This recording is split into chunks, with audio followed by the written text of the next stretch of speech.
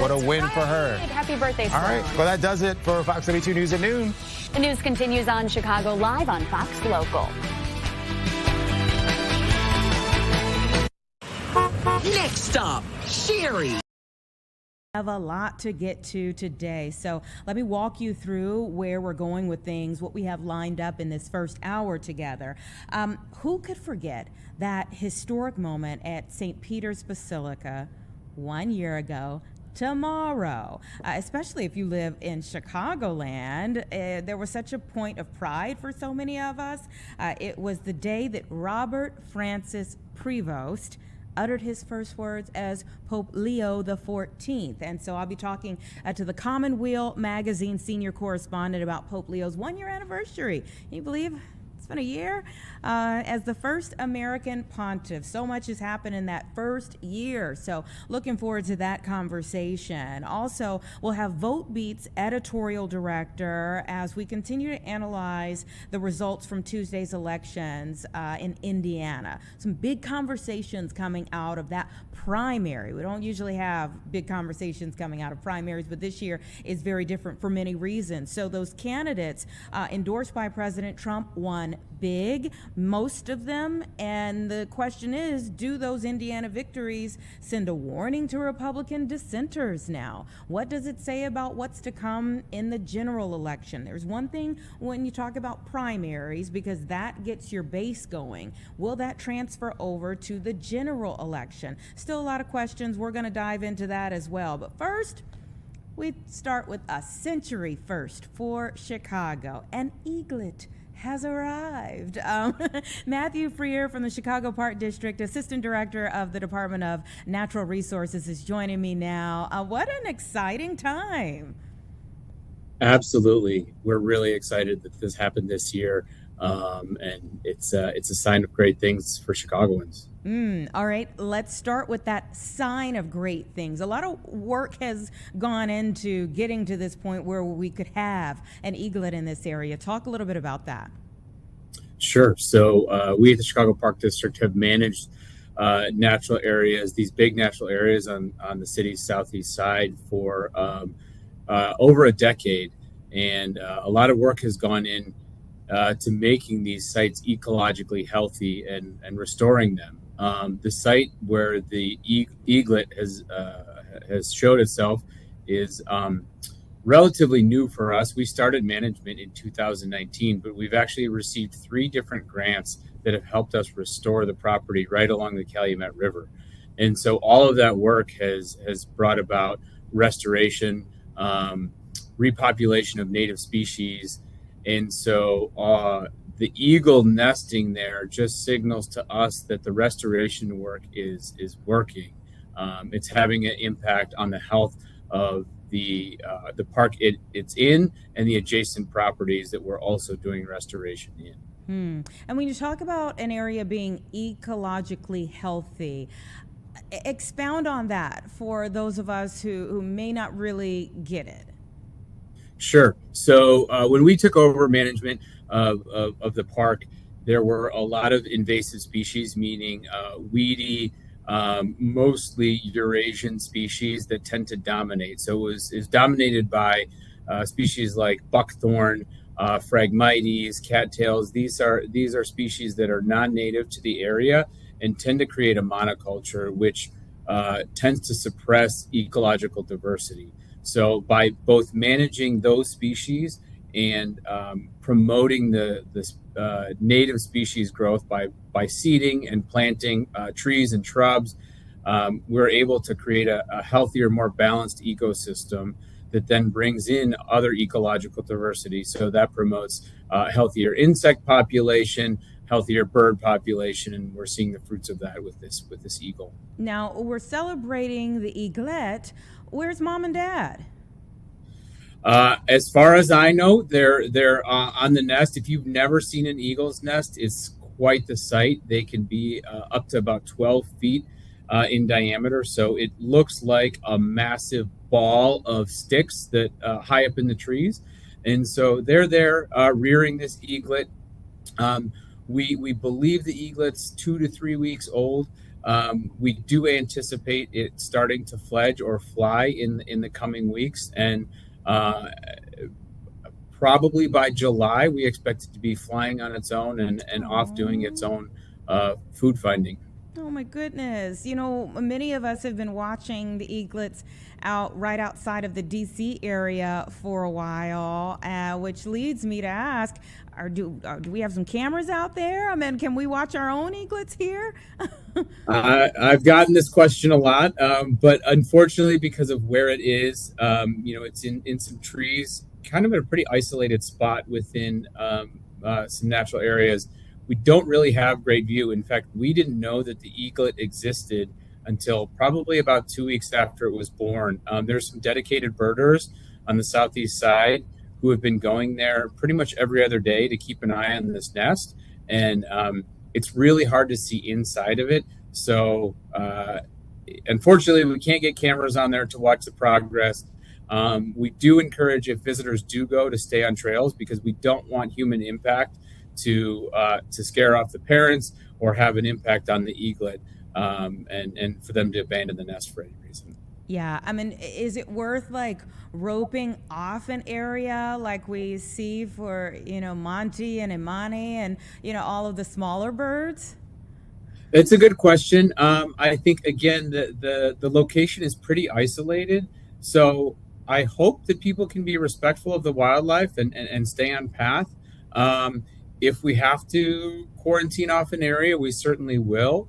But I think that the area is protected enough with natural features that hopefully people can look from afar and respect the eagles. Yeah, and I gave reference to the piping plovers because it has been awesome to watch like generations. I think we get very invested in this now.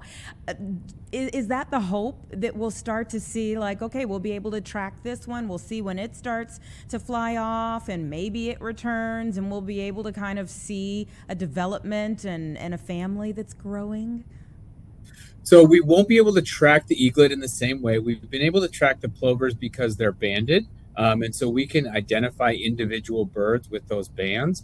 But I can't say that the trend is similar to what you're talking about. Over the last decade plus, we've seen a higher presence of eagles within this area of Chicago, certainly around Big Marsh Park, Indian Ridge Marsh, the park that we're talking about now. There was a story last year about one near Horner Park. So we've seen the trend of eagle presence in the city increase.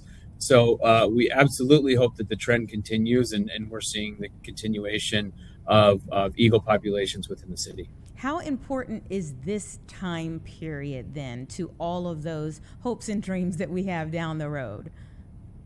So I think it's tremendous opportunity for Chicagoans and our wildlife.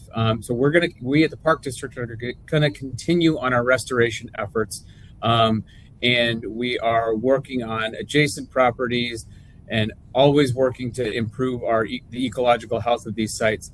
So I think, if we can continue to do the work and find funding to support what we're doing, we're only going to see the trend of birds, rare birds, come back to our parks. Mm-hmm. What are some other efforts that you all have going on when it comes to maybe rare birds or, these efforts to preserve or grow endangered species?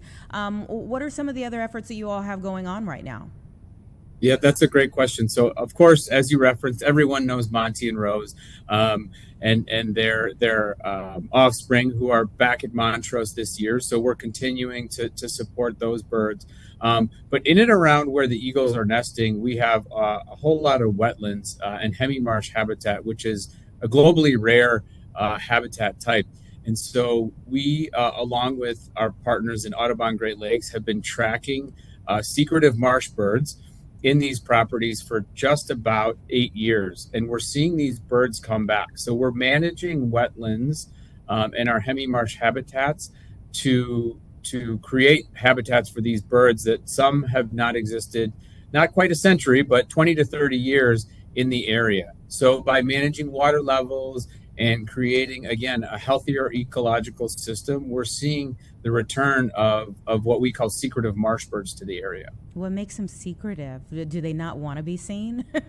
Absolutely. They hide out in the taller brush. They nest within sort of where the water meets the land. And so they're really hard to see. They usually are active right at sunrise. So our monitors who are looking out for these birds are going to these parks sometimes at 4 a.m. To try to find out where they are. Oh my goodness. Well, props to the people who wake up that early to go do this work on all of our behalf. So we have these birds around for many years to come. Just talk about the moment. I mean, when you do see your efforts paying off, how that feels. That's a very, very good question. I think pride. I think pride in what we do. I love my job. I love that we at the Park District and our natural areas and conservation work is improving the city. We're improving opportunities for Chicagoans to engage in nature. But obviously, we're having a direct impact on nature and seeing nature improve and be restored through the fruits of our labor. And so it's a signal that, we are doing the right thing. We're having a real impact and a real benefit to Chicagoans and the wildlife that calls Chicago home. Mm-hmm. And just circling back to the eagles now, what are their habits? I mean, what in this time period that we're watching right now, what are some of the things? I think I heard that do mom and dad take turns there? What are their habits in this bubble that we're in?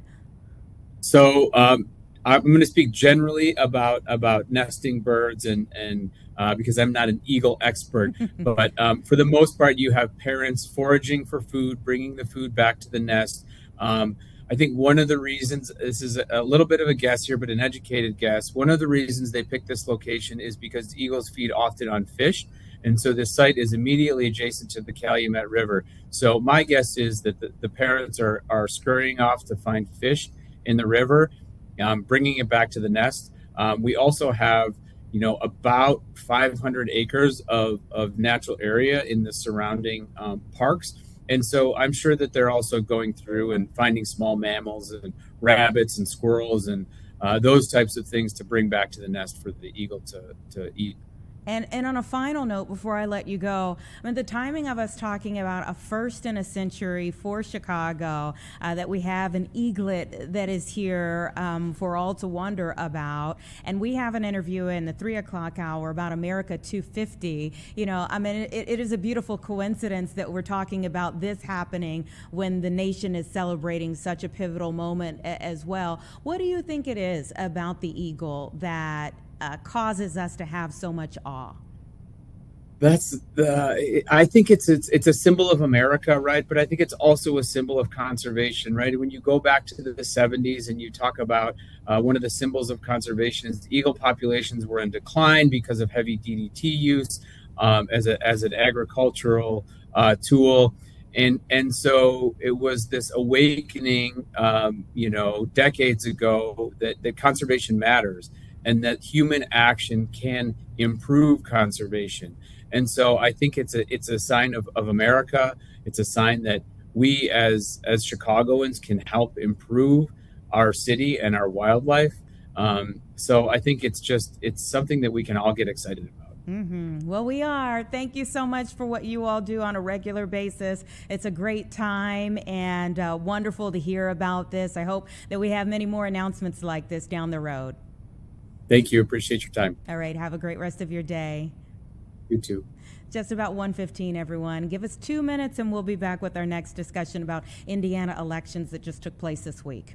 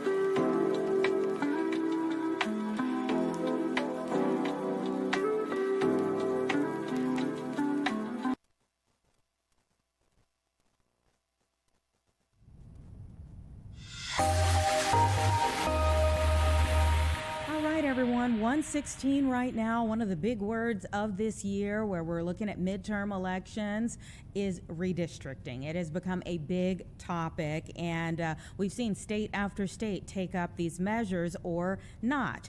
And the General Assembly in Tennessee is back at the state capitol today to talk about redrawing the state's congressional districts. And do you see what's happening right now? They have one person standing on top of the desks, unfurling, some type of display.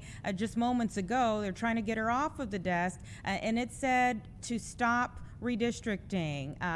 No Jim Crow, I think, was written on the kind of flag that was unfurled there. People are heated about this particular topic right now. And again, I think it's Tennessee and Alabama that are really in conversations about trying to have these redistricting votes next. We've seen it for Texas. We've seen it for California. We saw Virginia also take up a vote as well. Florida has been talking about it. And of course, Indiana had the discussion and then decided to say no. Well, maybe there were some great effects from that, and I say great as in very consequential effects from that decision not to redistrict for Indiana, because this week we saw 5 incumbents fall in the primary. 5 incumbents who had challengers that were backed by President Trump as a result of their decision not to redistrict, who all lost their seats. So we bring in Jessica Huseman with VoteBeat. She is the editorial director, to talk a little bit about this moment that we're in and maybe some of the signals as we look forward to November. Thank you so much for your time. Thank you. I appreciate it. So were you shocked by the votes on, or the results from the votes on Tuesday? You know what? I don't think so. I think that it is very difficult in a low turnout election, which all state level primaries happen to be. That's just the numbers. To defeat a campaign that spent, $1 million trying to unseat you. That's a lot of money per voter. And so the messaging here was really pervasive in these areas. And so these incumbents really did have an uphill battle. Yeah, I looked at some of the data for like the spending in the last cycle of primaries, which was like 200 and something thousand, versus this primary round, which was in the millions, tens of millions. It really was astonishing, especially for a primary. Especially for a primary, especially at the state level. We're not talking about a gubernatorial race or a U.S. Senate campaign. We're talking about pretty low-level offices in the state of Indiana, which is a pretty Republican space. And so it was really interesting to see Republicans spending more money against themselves than in a lot of cases against Democrats. And certainly, you saw the National Party following suit there. If anything, this shows that Donald Trump really has a stranglehold over both his base and the mechanics of the party. For sure. He is still fully in control when it comes to the party, which matters the most in a primary. Do you think that transfers over to what we'll see in the general election? I mean, even when it comes to, politicians or those seeking higher office in a primary, usually their messaging is a little bit more centered toward their base versus kind of coming off of some of those things and maybe finding a more central place of conversation for the general election. Absolutely. I think that's a solid observation here. I think that while these candidates in Indiana did out-primary their own party members, this was a really specific one issue problem, right? The only reason that these people were being primaried is because they disagreed that the state should go forward with redistricting. Aside from that, their politics don't look a whole lot different from the people that they're now replacing. It really was a one-issue thing. And if you look at the polls in Indiana, people just don't care about this. People do not care about redistricting. They care about affordability. They care about so many more bread and butter issues closer to home. And so I think that these opponents are their opponents are going to be Democrats in the fall, and these now successful race runners will have to run against a Democrat who's actually talking about the things that people in Indiana want to hear about. And I think that it is already sort of recognized across the Republican Party that Donald Trump stands to be a bit of a drag on the ticket. So it will be interesting to see if this translates. I'm not as sure that it will. Donald Trump will not be on the ballot in the fall. That's going to make sure that's going to make it harder for his most dedicated supporters to turn out for him. And then also his approval ratings are at historic lows. And we know from past evidence that that kind of approval rating does not tend to go well for the party in control during the midterm season. Yeah, I mean, there are so many different elements to this. So what do you think really is the story beyond the story here when you decide to primary, as you said, the lower level politicians, state senators? Is it really about the messaging to other politicians across the country to get in line? I said redistrict, get it done. I think that is exactly what's happening. I think this is a power move for Donald Trump. He wanted to prove that he still had command of the party, and that if you cross him, especially on a short list of issues, most of which involve election integrity and voting rights, then you're not going to do well. Your support will be lost, and you will lose your seat. And I think that sends a really strong message to the Republicans running in primaries that are ongoing, and an even stronger one in the general election. Whether or not we'll see Republican candidates take the same stance, the same very firm pro-Trump stance in the general as they are in the primary is sort of up in the air. I think a lot of these people have gone so far into the Trump camp that it's going to be difficult for them to roll it back by the time that the general election comes around in November. What are some of the other storylines that you all are following right now?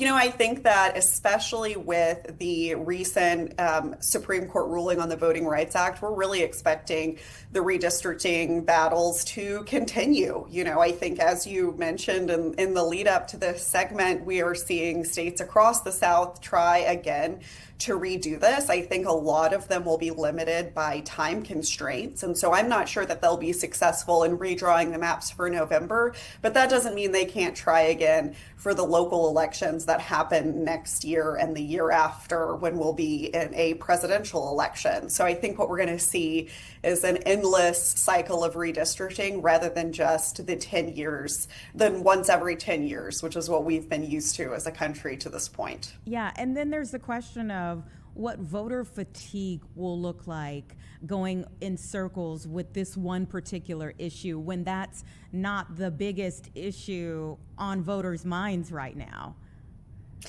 Absolutely. I run a whole newsroom about voting, and so we think about this all the time. As much as we think about voting, the average American ranks the concept of democracy pretty low on the list of immediate concerns that they have when they go to the polls. And that makes sense. It's kind of a nebulous concept, and redistricting is hard to understand from the beginning. And so I think that, we're going to see voters really get tired of this conversation around constantly redrawing the lines and constantly renegotiating the rules.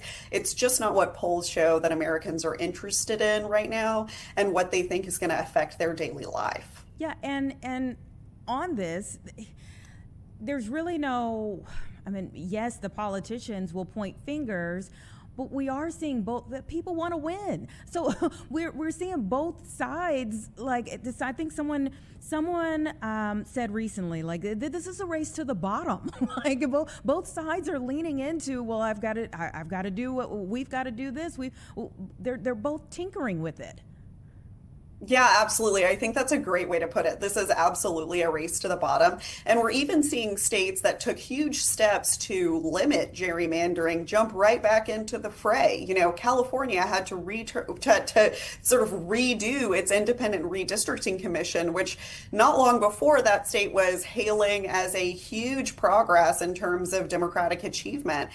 Florida also, as it happens, has some of the strongest gerrymandering limits on the books in its state code. And so those are being creatively worked around right now. I think we really are seeing the rollback of pretty incremental progress that we've made over the last few years. And I think that we're right back to where we started. And still, as you all work to get ready for the primary, or for the general, the midterms in November, what are, let's say, the top 5 issues for voters right now? You know, and I would really consider, if I were a voter, the impact that all of this is having on your local election administrator. So when you redraw boundaries, you have to redo everything. That means new ballot types, that means new ballot design, that means different information that has to go to different voters. This is a massive logistics challenge. And the fewer and fewer days they have to do that before November, which is coming, right? Like, we can see it. It's right around the corner. The more mistakes they're going to make, and not because they intend to or because they want to, but because they are being asked to redo an entire system in an incredibly compressed time span. So even if you are in favor of some of the changes that are being made, I would be concerned about the speed at which they are being made ahead of a very consequential election that's already in the spotlight. And so, I think that's the primary thing on my mind. And then I think secondarily to that is election administrator turnover. We keep putting more and more rules on these same offices. And what we're seeing across the country is that people are not staying in these jobs. We have made becoming an election administrator and even a poll worker an incredibly emotionally difficult thing to do. And so the more we require these people to do, the more hoops we require them to jump through, the harder we make their job. Actually, the more difficult it is to get people to do this job at all. And that is pretty bad, right? We're seeing quite a lot of turnover and quite a lot of empty offices in election administration offices across the country, and those mean really, really quite bad outcomes for voters. That's an excellent perspective. I wasn't expecting you to kind of go in that direction, but just as we're seeing, I mean, I think we do have conversations about the fact that it is such a tough decision for people to even hop into politics these days, because things have gotten so partisan, and there have been so many acts of political violence and things of that nature that make a decision even to step into politics very difficult, but also for the election workers, the administrators that have to worry about their safety and people's mental stability, quite honestly, as they're heading to the polls as well. That is a biggie too. Thank you so much for coming on the show. We appreciate it. We might have to call you back soon. Anytime. I appreciate it. Thanks so much. Take care. All right, everybody, it's just about 1:30 right now. We're going to take a quick break, and then I'll let you know about some of the things that are trending on our website. If we still have that pic, do we have the picture up from Tennessee? Okay, they went into recess. Hopefully they get everything handled safely in their General Assembly there. Things were pretty heated again on this issue of redistricting. But let's take a quick break. I'll let you know what people are clicking on our site right after this.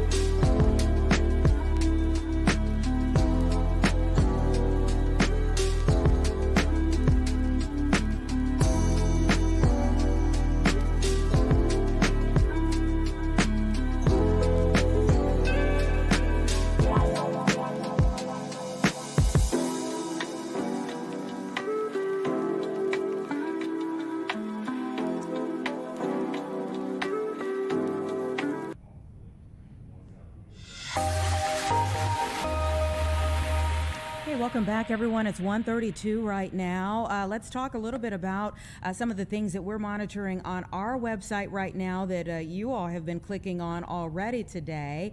We have 2 people charged now after an officer's gun. It was a resource officer in a high school after his gun was stolen at a suburban Chicago school. So, there was an admission that, okay, he had gone to the restroom, forgot about his weapon in the restroom, came back to get it, it was gone.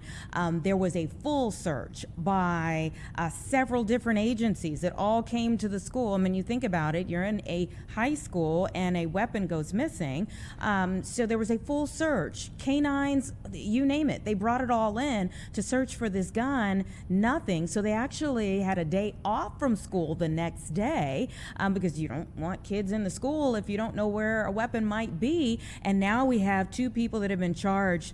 They say that a student took an unattended officer's gun from that school and passed it to another juvenile. Don't know if that other juvenile was a student as well, but police recovered an accessory.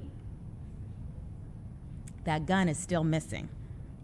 All these searches and 2 people in custody. That gun is still missing right now. So both suspects face felony charges. The officer is on leave, and the investigation, of course, continues. They're trying to find the weapon. Never know where it might turn up, and you obviously hope that it's not used in some type of crime while you're looking for it, but the investigation is ongoing. So that is on our website right now. A lot of people looking into that. We have the basic information that we know at this point in time. We have more information about the charges that have been filed here, as well as what comes next. All of that information is at fox32chicago.com. We also have more information for a lot of folks. Know a lot of folks are looking for this because Apple has done a settlement now, and so owners of some iPhone models could be getting around $100. Hey, that's like a tank of gas right now. At least it's something, right? So the owners of eligible iPhones might be receiving this, a piece of the settlement. They have agreed to a class action lawsuit tied to false advertising of their Siri AI capabilities on iPhone devices. So the settlement covers millions of iPhones. If you purchase an iPhone between 2024, let's see, and let me be even more specific about that. If you purchase an iPhone between June 10th of 2024 and March 29th of 2025, it's a whole lot of people. That would be all iPhone 16 models, the iPhone 15 Pro, the iPhone 15 Pro Max. You might want to head to our website as well and get the information that we have here, which includes how you can, find out if maybe you should be getting about $100 back in your account as well, again, from this Apple settlement. So those are a couple of the things that people are clicking on right now at fox32chicago.com. One thing that we're also monitoring takes us to the East Coast and well beyond that. U.S. Attorney Janine Pirro is speaking right now about a drug trafficking operation. Apparently, this goes from D.C. to South Korea. So let's listen in as 11 people face charges now in this international drug trafficking ring. Yeah. Okay. Yeah. How satisfied are you that the statistics you're getting from Metropolitan Police now are accurate? And what does it say to you that so many, 13 high-ranking individuals had to be removed from their jobs? I'm not surprised. We did an investigation starting in August before anybody else did because we knew that those stats were deflated. They actually took categories of crime like assault with a dangerous weapon and reduced it to reckless endangerment. They took burglary and reduced it to unlawful entry. They took, theft of property and reduced it to lost property. They would go to a drugstore and the drugstore would call and say, we had a robbery today, last week, the week before. And they say, you know what, we'll come in once a month and you give us a book with the robberies, and they counted it as one. So right now, I give President Trump more kudos because let me finish, because he actually got crime down lower than we thought it was, because crime was higher than we said it was. And we referred that to the MPD, to Internal Affairs, to take whatever action they think is appropriate, and they're taking them. And let me add one more thing. I think Chief Carroll is terrific. and he's running a great department right now. If there was a crime, we would have. The question is whether or not there is sufficient information that maybe IAD has unearthed that contributes to that. They'll let us know, but we didn't. We interviewed more than 51 people and 6,000 separate police reports. We did our work on this thing, and it was real clear what was going on. Yes. And going off of that, have you seen MPD's internal report, and if so, how does that compare to your report? I haven't seen their internal report. I imagine I will at some point. I'm not worried about that. Okay, last question. Yeah, your office announced an effort, a few months back to really crack down on people bringing guns into D.C. We obviously saw the incident at the Correspondents' Dinner, the incident just a couple of days ago on the National Mall. Where does that effort kind of stand from your office? Well, clearly the individuals, both the Secret Service, the situation at the National Mall near the Washington Monument involved an individual who took out a gun and tried to kill the Secret Service agent, and also shot a young man who was visiting the nation's capital with his family.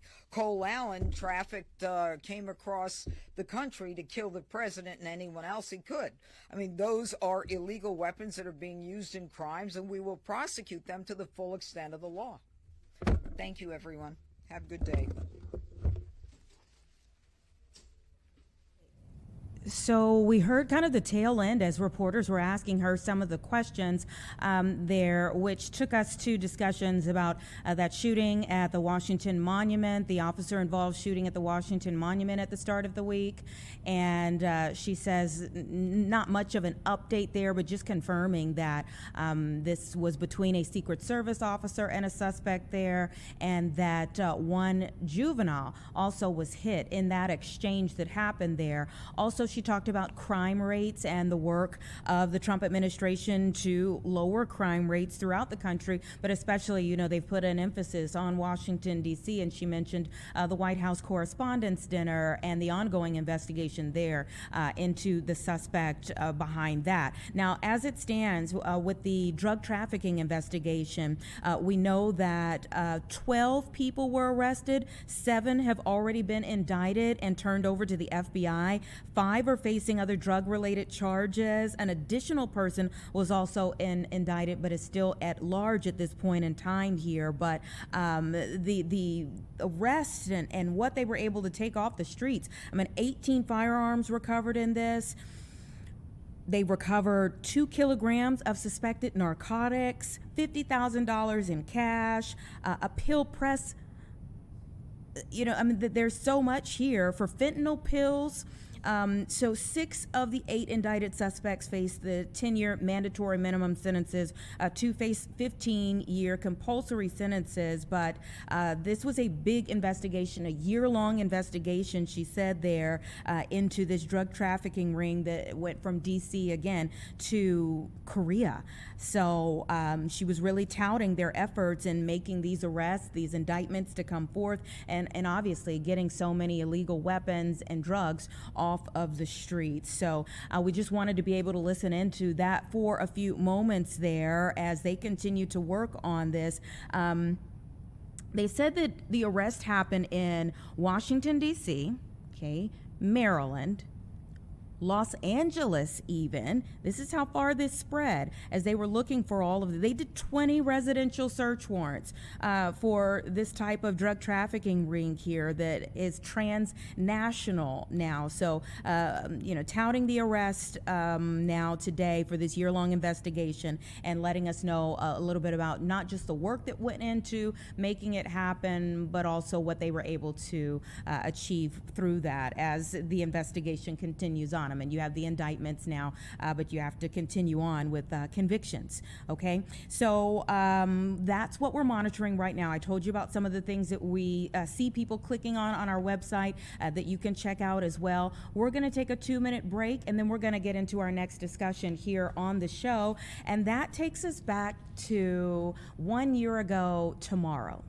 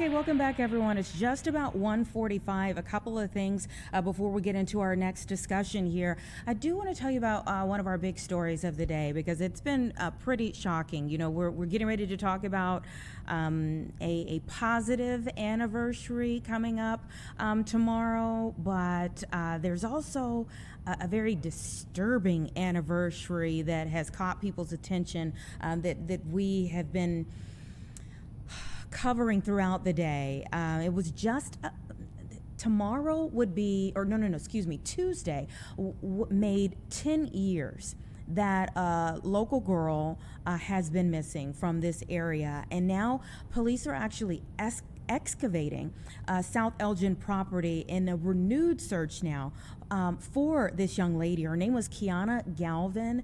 She was 17 at the time when she disappeared. And keep in mind that the home where they're doing the excavation right now, they're new owners of this home at this point. So it's a South Elgin home tied to the 2016 disappearance of Kiana, but with new homeowners. I can't even imagine what they're going through right now, probably not wanting to stay in that home.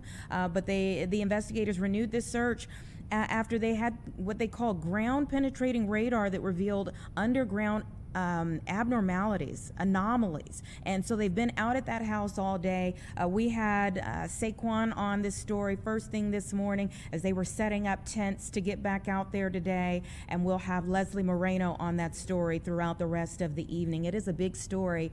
And so many people in that neighborhood have been wondering what is going on. You wake up to all that police activity in your neighborhood. We're fully covering that story again, full coverage throughout the day. So you'll hear more about that. Again, a troubling anniversary, possibly some answers on the way for so many people that have wondered where Kiana Galvin has been over the last 10 years or what happened to her in that time. We'll stay on top of that.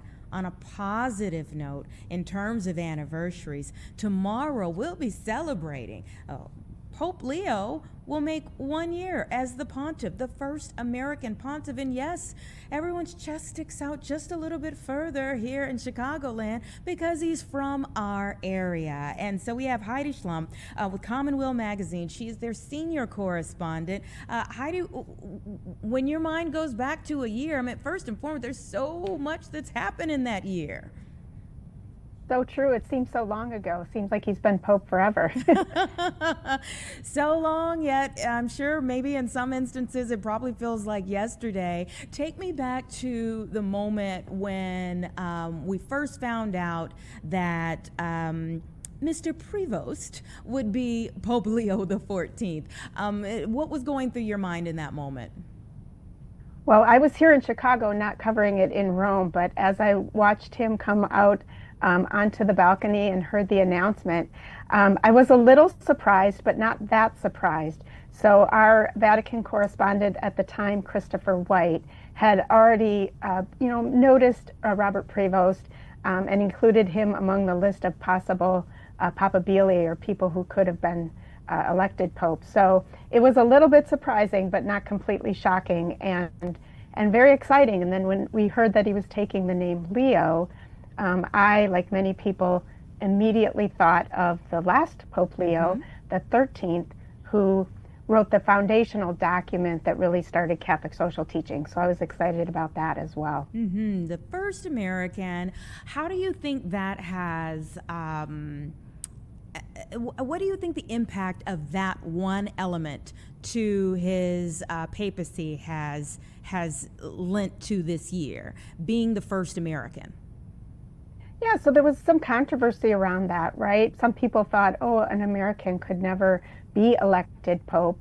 And some people say, well, what does that say about America, that now they weren't so worried about us being a superpower that they would allow the election of an American? But of course, remember, people said he seemed to be the least American of the Americans. He had experience living in many parts of the world, in Peru, in Rome as well. I think what I've noticed over the past year is that he seems a little more relatable to the average American. I mean, this is a guy who has a personal trainer. He had a social media account. He wears an Apple Watch. He just seems younger in some ways too, and he is younger than Pope Francis. And then the idea that he can speak in English. So he speaks multiple languages and certainly uses Italian when he's in official capacity as Pope, but he's sometimes able to respond to reporters in English. And I think there is a chance then for some of those comments to spread a little bit more, to more easily go viral because they are in English and more easily understood by at least Americans. It does seem, too, that he has really embraced more so than others the technological side of his role today. Sure. So, I mean, he, like Pope Francis, has made himself pretty accessible to media. So in addition to doing press conferences on the papal plane when he is traveling, he also speaks to the media somewhat regularly when he is going to the summer home where he goes on Tuesdays. And so we're getting, snippets from him as well as from his official pronouncements that he makes. He no longer has the personal social media accounts anymore, but it is said that his first encyclical, which is expected possibly next week, will touch on the topic of AI. So he has a number of opinions about some of the things to be nervous about with AI. He is opinionated overall, and so that has drawn both praise and criticism from from the level of lay people all the way up to President Trump. Talk a little bit about that. Yeah, the war of words that has happened between the president and the Pope has been really surprising and somewhat shocking. Not on the part of the Pope, who really is not saying anything different than any previous Pope said. He's calling for peace, he's against war, he cares about the poor and the marginalized.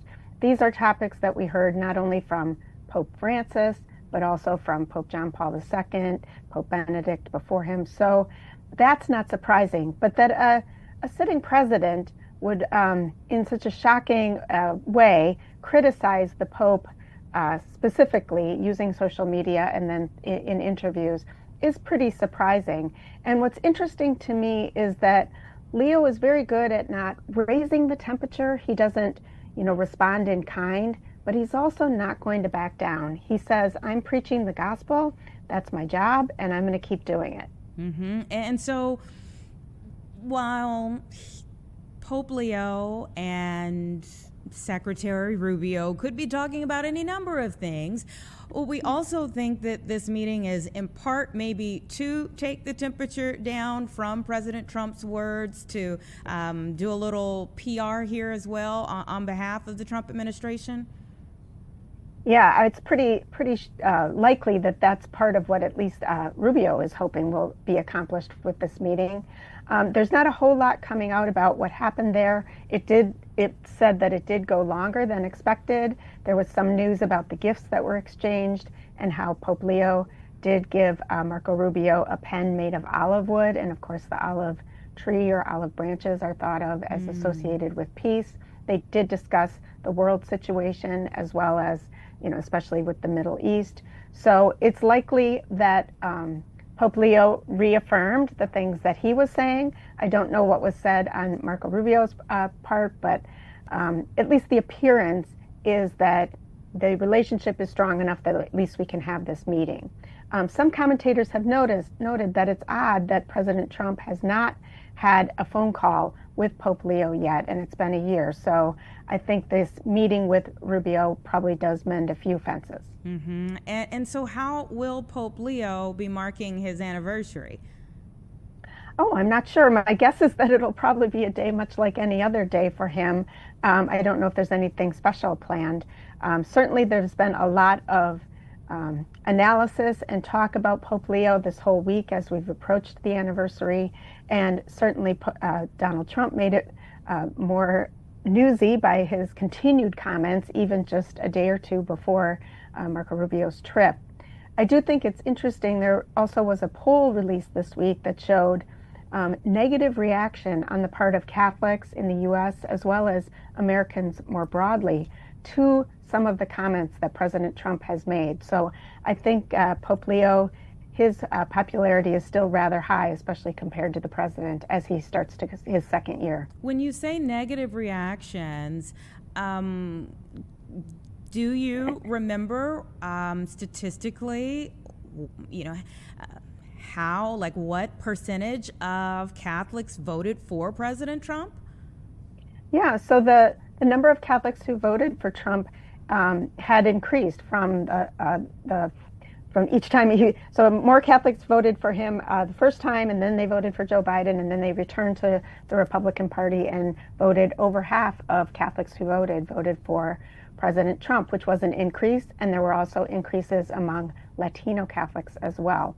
But I think that some Catholic voters are souring on Trump, and some of the early polling that has been showing that Catholics are at least not happy with some of his proposals, not happy with the war, not happy with Trump on the economy, not happy with the mass deportations.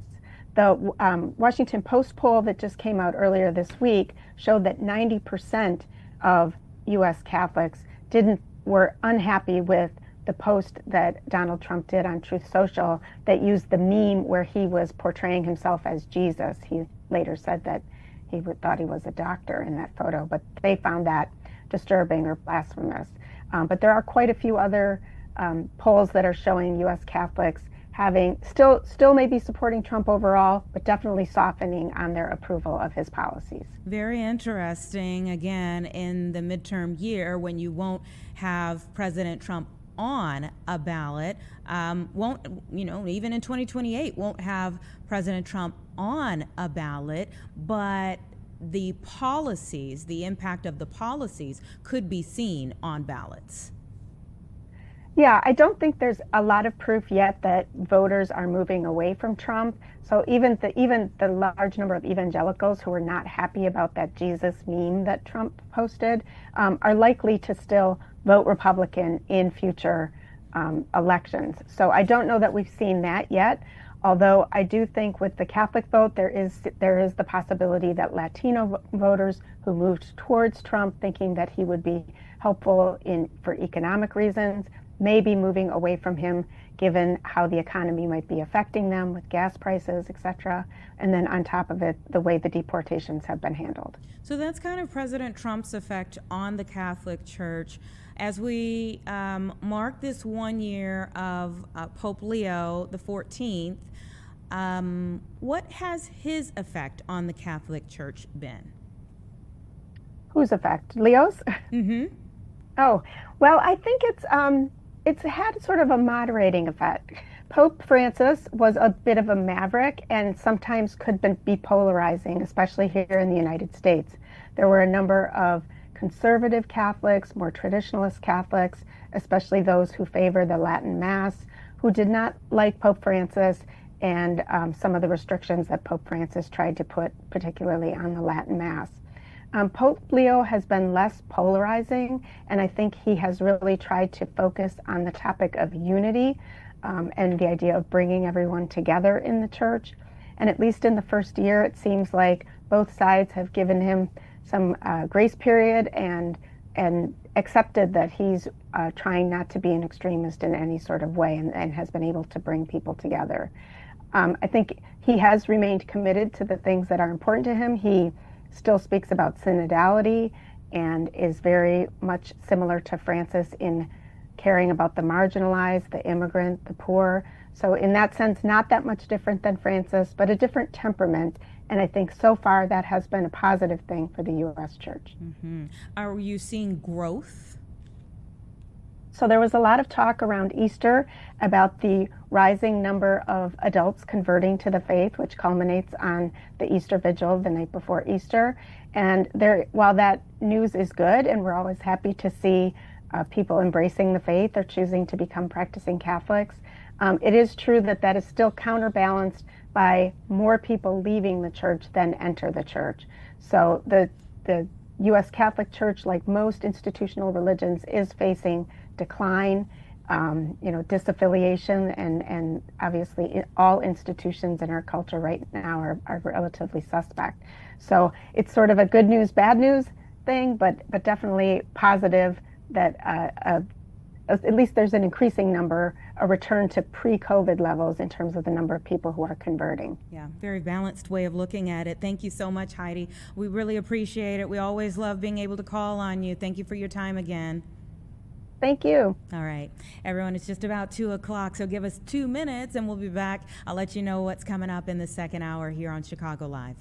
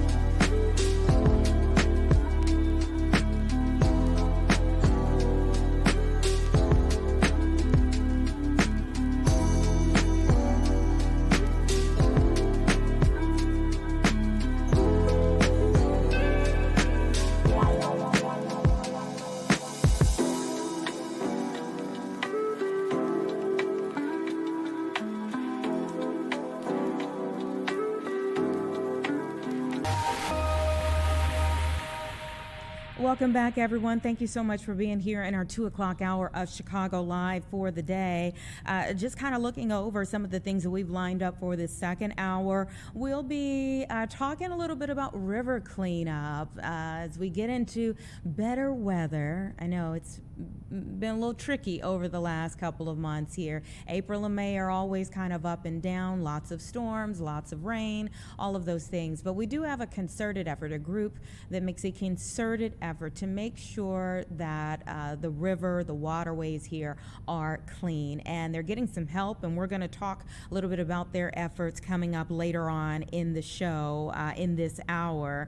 Also, we're going to talk to the great mind behind an effort to what they call spin the trends. One of the trends that we have not been happy to see in this area throughout Chicagoland have been these teen trends. I mean, they've been popping up across the country, but we've covered them extensively throughout Chicagoland as we've seen them, several of them downtown.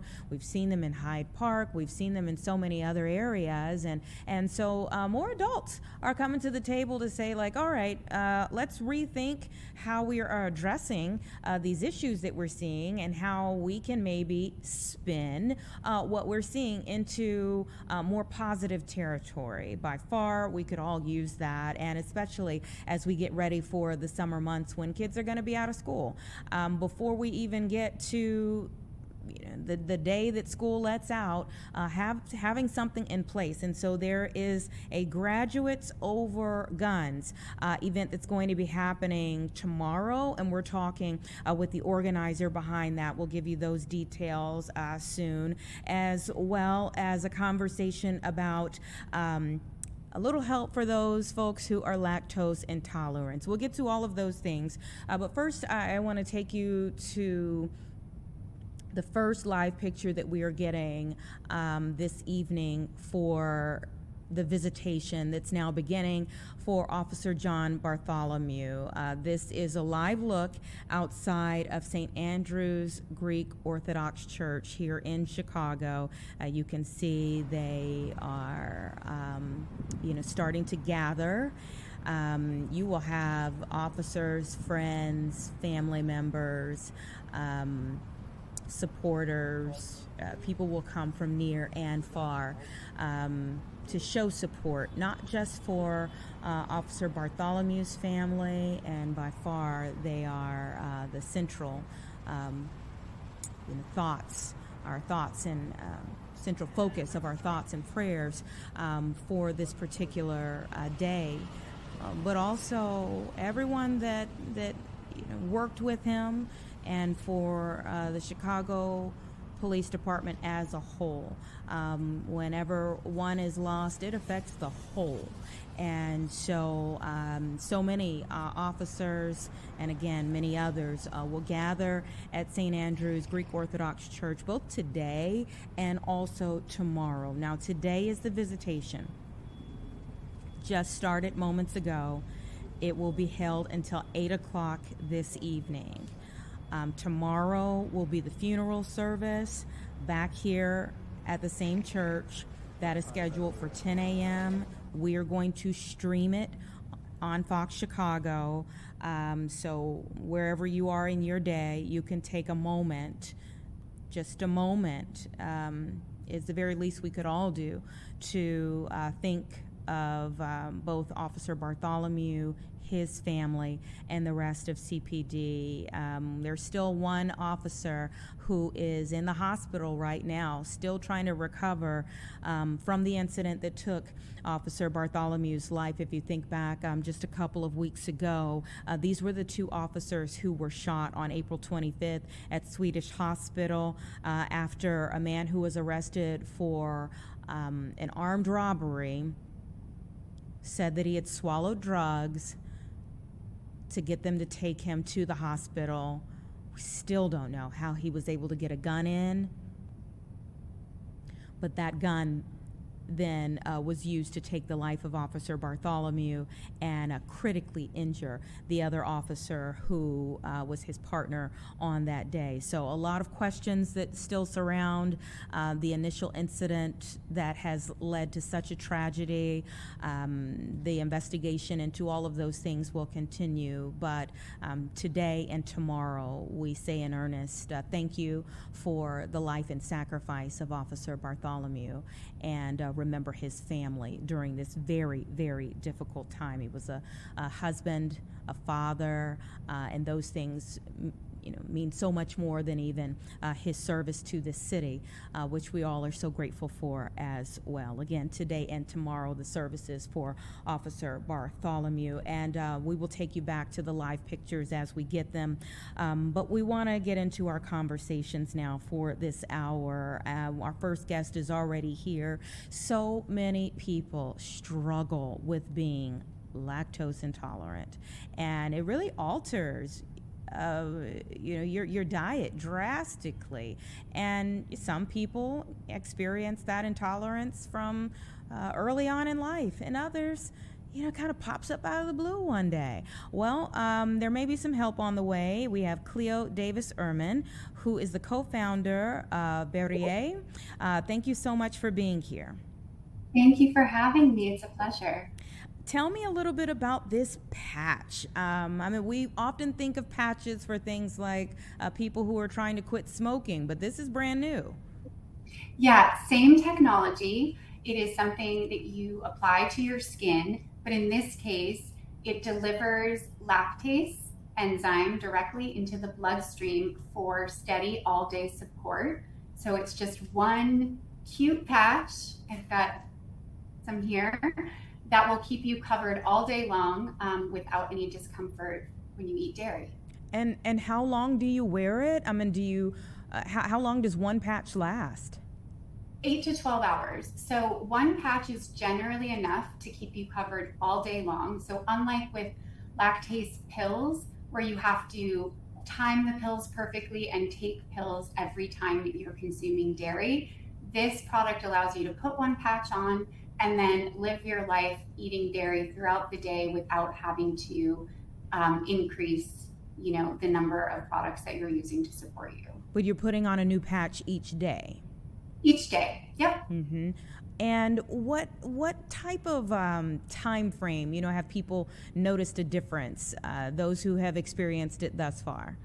Yeah, so our user trial, most participants, so over 70% of participants, felt that within 30 minutes, they were supported, and that they had continuous support in the hours after. Even if they were consuming dairy in their coffee at breakfast and ice cream for dessert, one patch was all that they needed to feel their best without discomfort. Wow.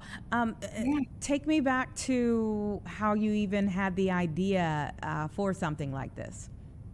Well, we are a wearable vitamin company, and part of our process is involving our customers in our research and development. So we're always asking our customers, what are pain points in their day-to-day life? And is there a way that a patch could be a superior solution for those problems?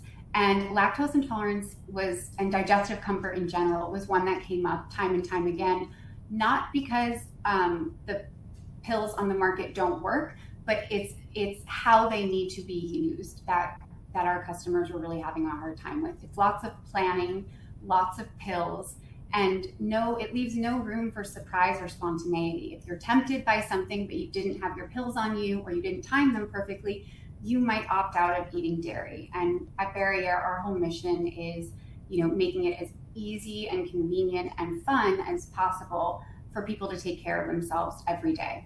Wow. And do you have to place the patch in a specific part of your body?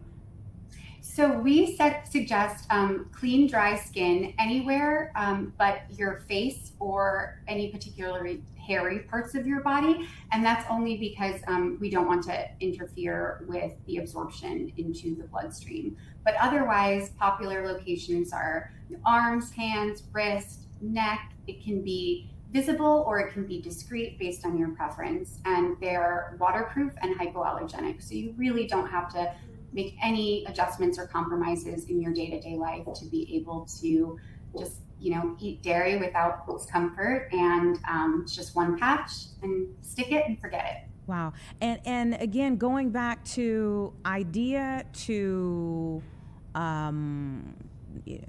fruition and having this on shelves or available for people, what's the time frame that it took for you all to take your idea to this far?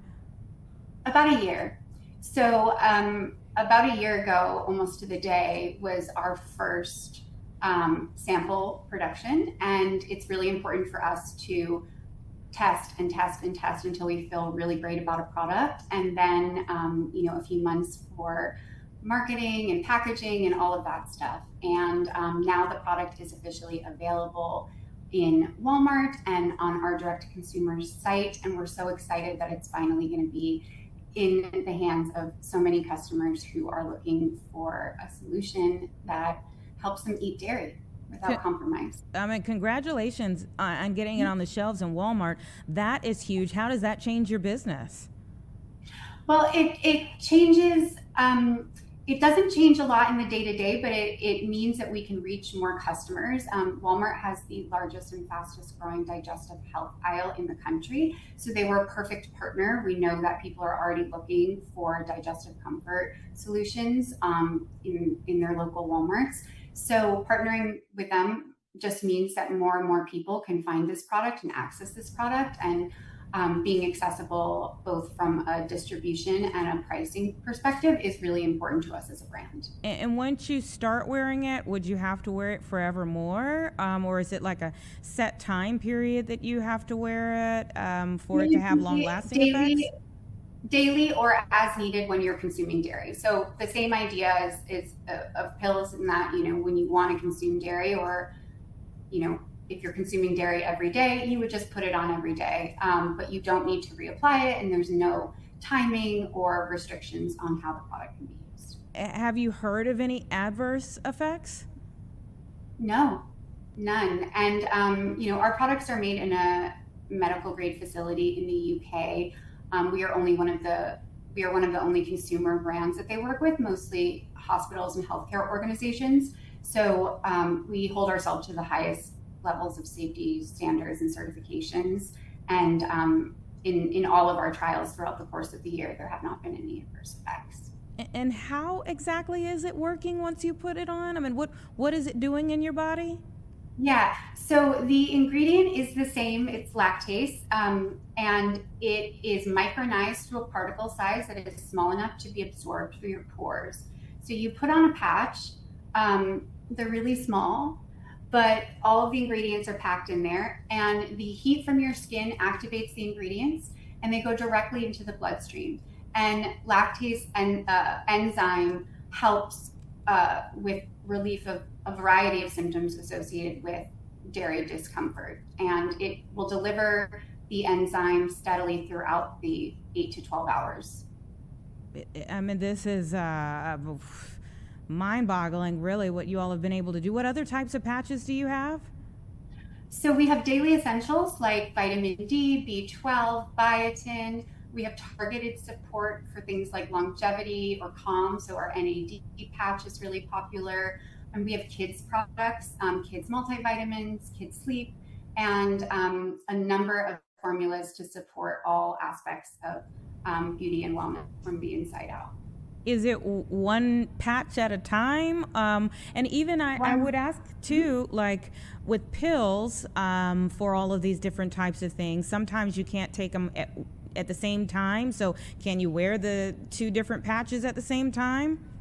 Yes, that's the beauty of this product is there are no rules, no complications. So it's one patch from each formula can be safely worn together at one time, but you don't have to apply them at a certain time of day unless the desired effect is sleep. In that case, you put it on at night, or energy and you put it on in the morning.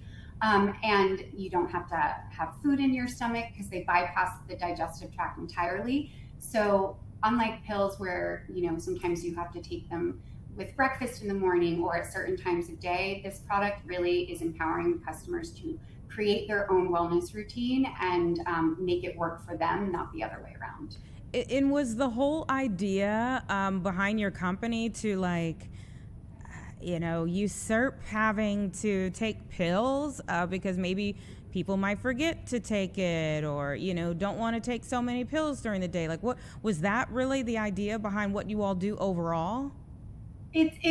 Our goal was to present another option, another tool in customers' wellness toolkits. For a lot of customers, this has, and myself included, has replaced pills entirely from my routine. For other people, maybe it's something that's really convenient for them while traveling.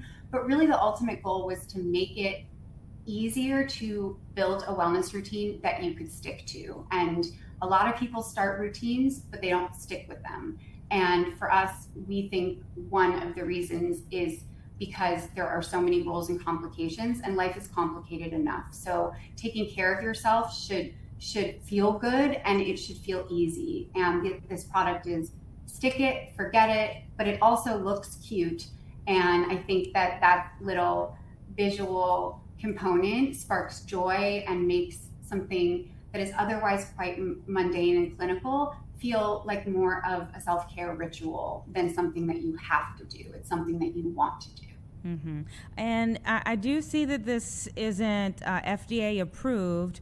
Is that something you all are still working on, or is it? I mean, most supplements really aren't. So yeah, the FDA does not regulate supplements in the United States. So they, there's some compliance around packaging and all of that. But we are made in an MHRA registered facility in the UK, which is the UK equivalent of the FDA, and they actually do regulate supplements there. So while it would have been a little bit easier to produce this product in the United States, we wanted to start with the highest standards for safety and production, and that is in the UK. So we take it very seriously, even though it's not regulated here. We regulate ourselves through other governments. Okay, and just what is the price like for people? And do you have like 30-day supplies? How does that work? So there's 36 patches in a pack, and the reason behind that is it's a month's supply for you and then 6 to share because the visual nature of the product sparks conversation, and a lot of people say, "What's that? Can I try one?" So it's enough for you and enough to share if you care.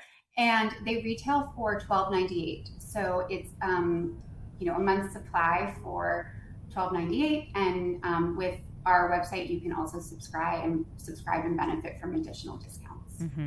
Just on a final note, what does the name mean? Dear Dairy? Is it barrier?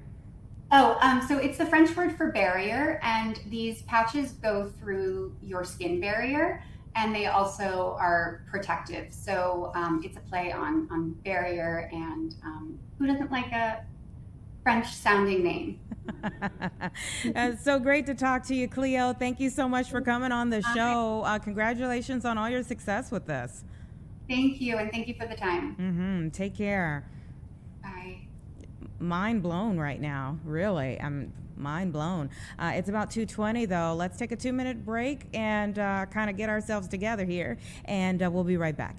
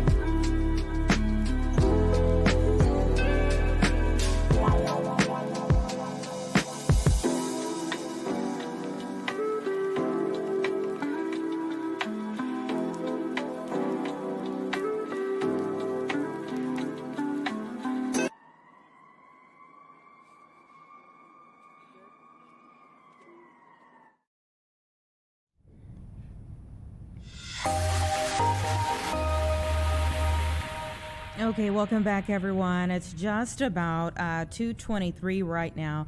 A couple of things that we're seeing a lot of people clicking on our website right now. One of them, a national story, and this is about Jeffrey Epstein's purported suicide note that's now been unsealed by a judge. We have the full text there. It's not that much to it in terms of the text, but it was unsealed yesterday evening. It's a handwritten note that appeared to reference past investigations. It had stayed locked and sealed for nearly 5 years.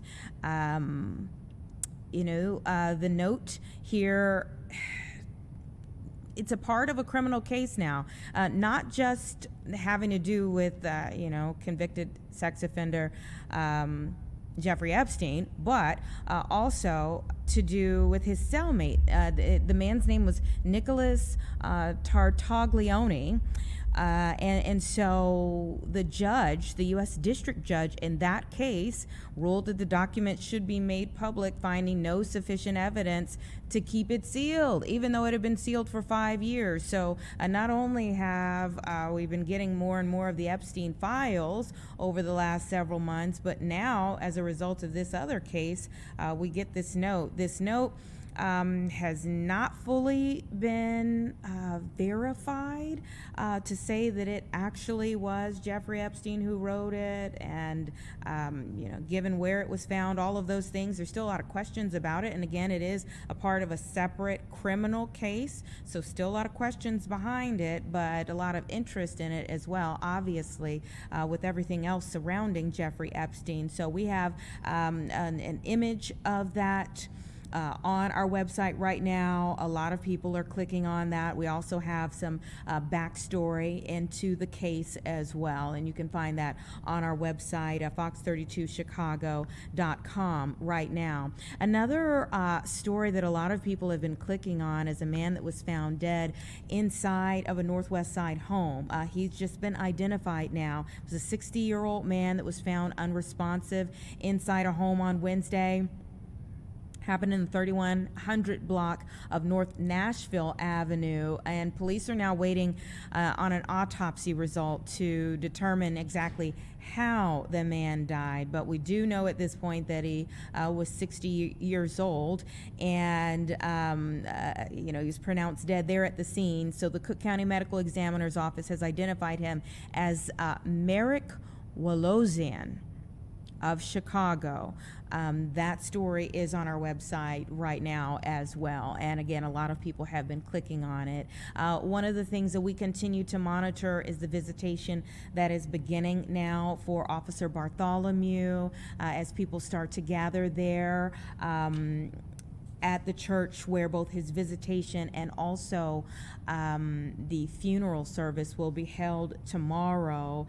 We were taking a look at live pictures just a short while ago. Do we still have those live pictures?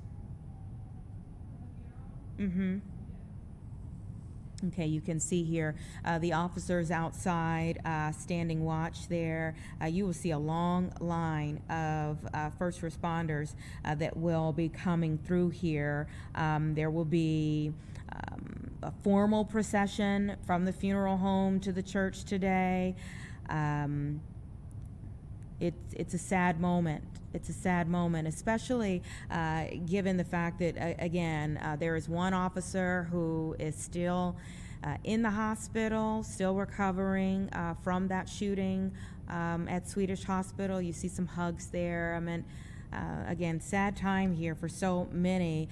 But we also know that, he's the 7th Chicago police officer to have been shot and killed in the last 5 years. Think back, Officer Ella French, that was 2021. Officer Andres Vasquez Lasso in 2023.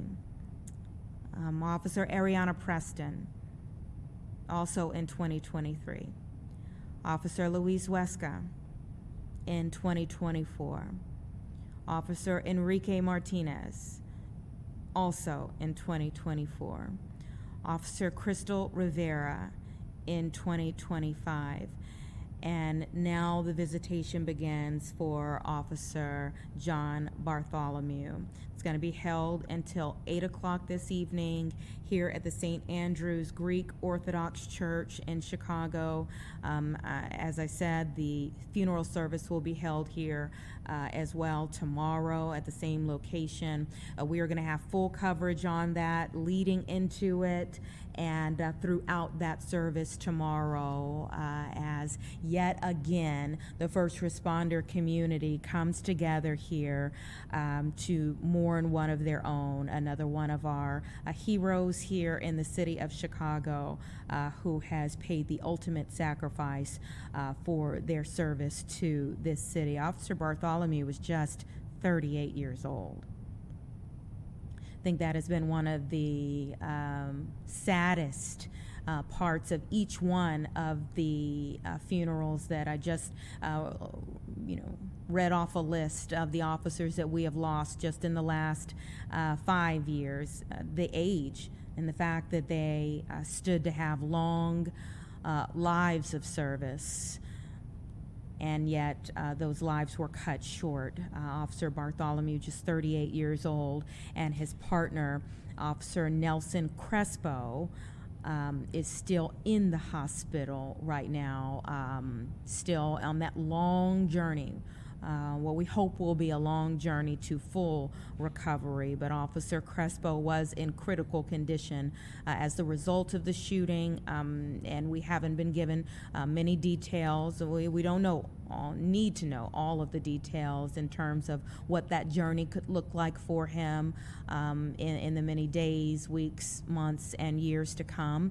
But we do know that there will be a long journey ahead for Officer Crespo as well. So our thoughts and prayers are both with Officer Bartholomew's family as the visitation begins for him, and also for Officer Crespo, who is still fighting, and we hope will continue to fight, and his family moving forward here as the investigation still goes on into that horrible incident that led to such a change of lives for so many. A loss of life for Officer Bartholomew, but a change of life for his family and also for the family of Officer Crespo. It's 2:30. We're going to take a 2-minute break, everyone, and we'll be back.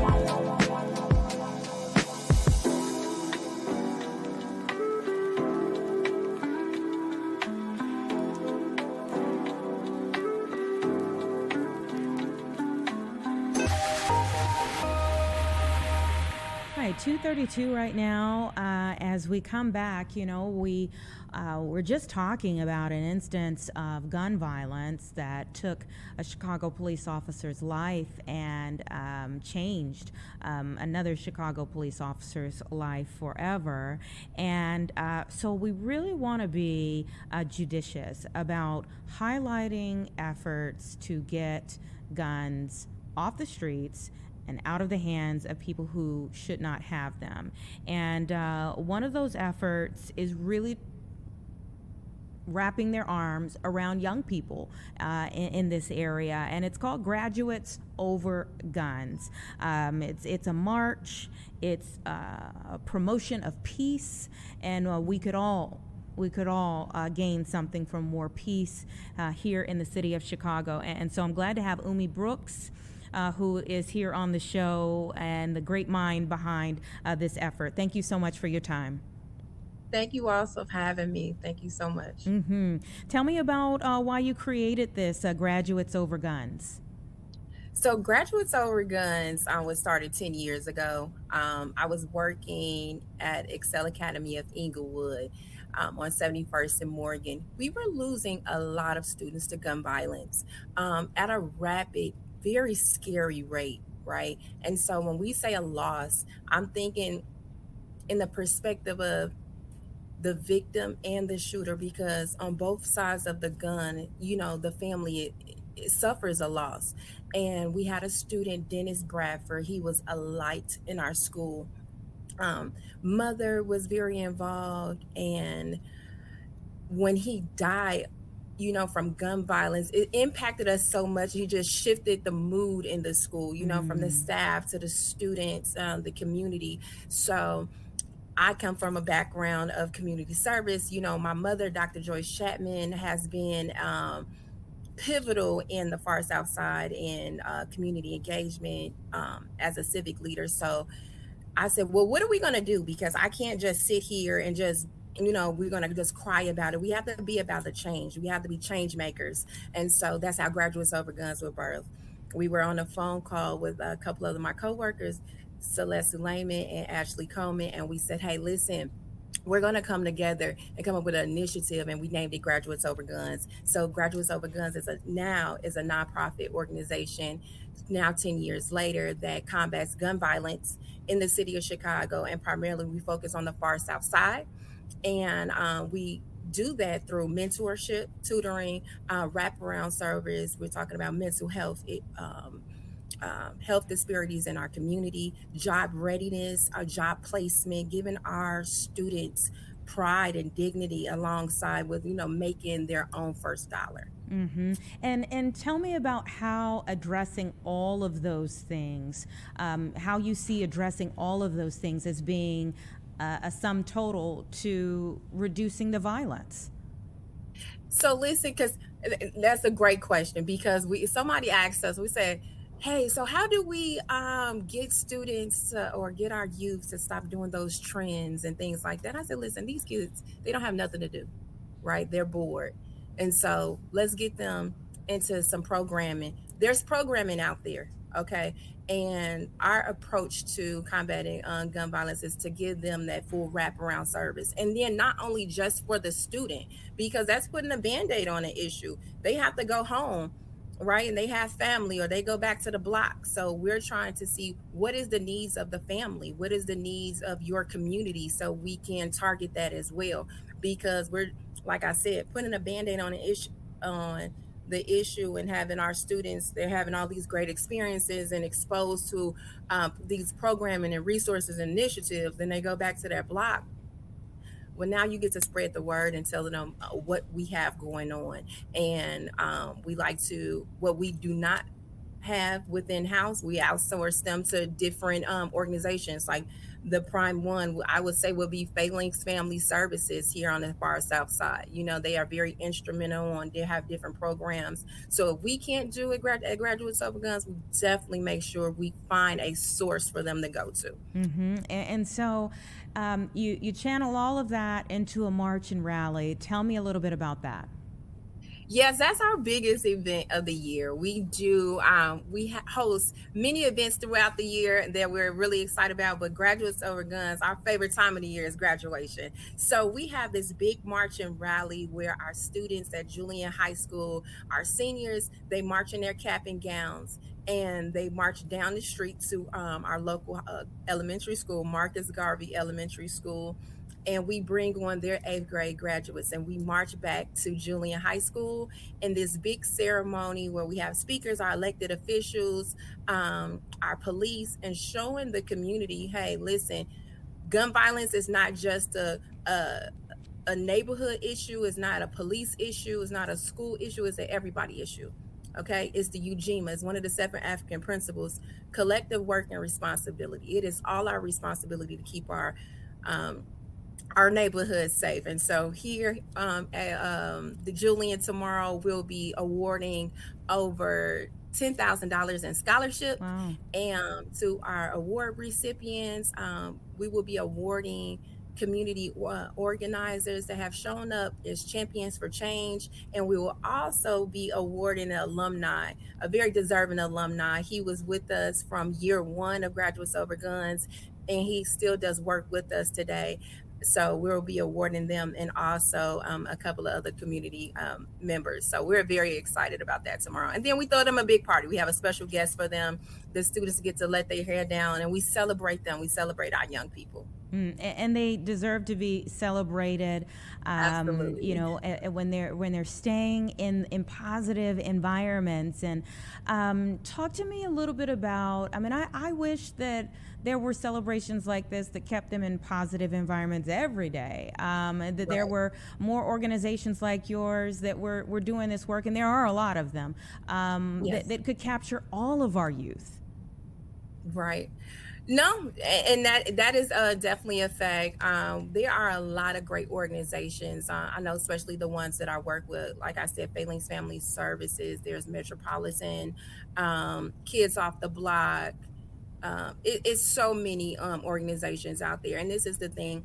I hear a lot of people say, "Hey, you know, they just don't have a lot of programs. It's not a lot of programs, not a lot of things for students to do." And I said, "But it is. You know, they're out there, and we just need to be able to get to our students." And I think that's what Graduates Over Guns, where we thrive at, because we do not wait for the students to visit our office, right? If we were on the outside, we come into the schools, right? So that has been very instrumental. And, you know, students like, man, Ms. Brooks, this is not being done at all the high schools, you know, or grammar schools and things like that. This is something that they look forward to.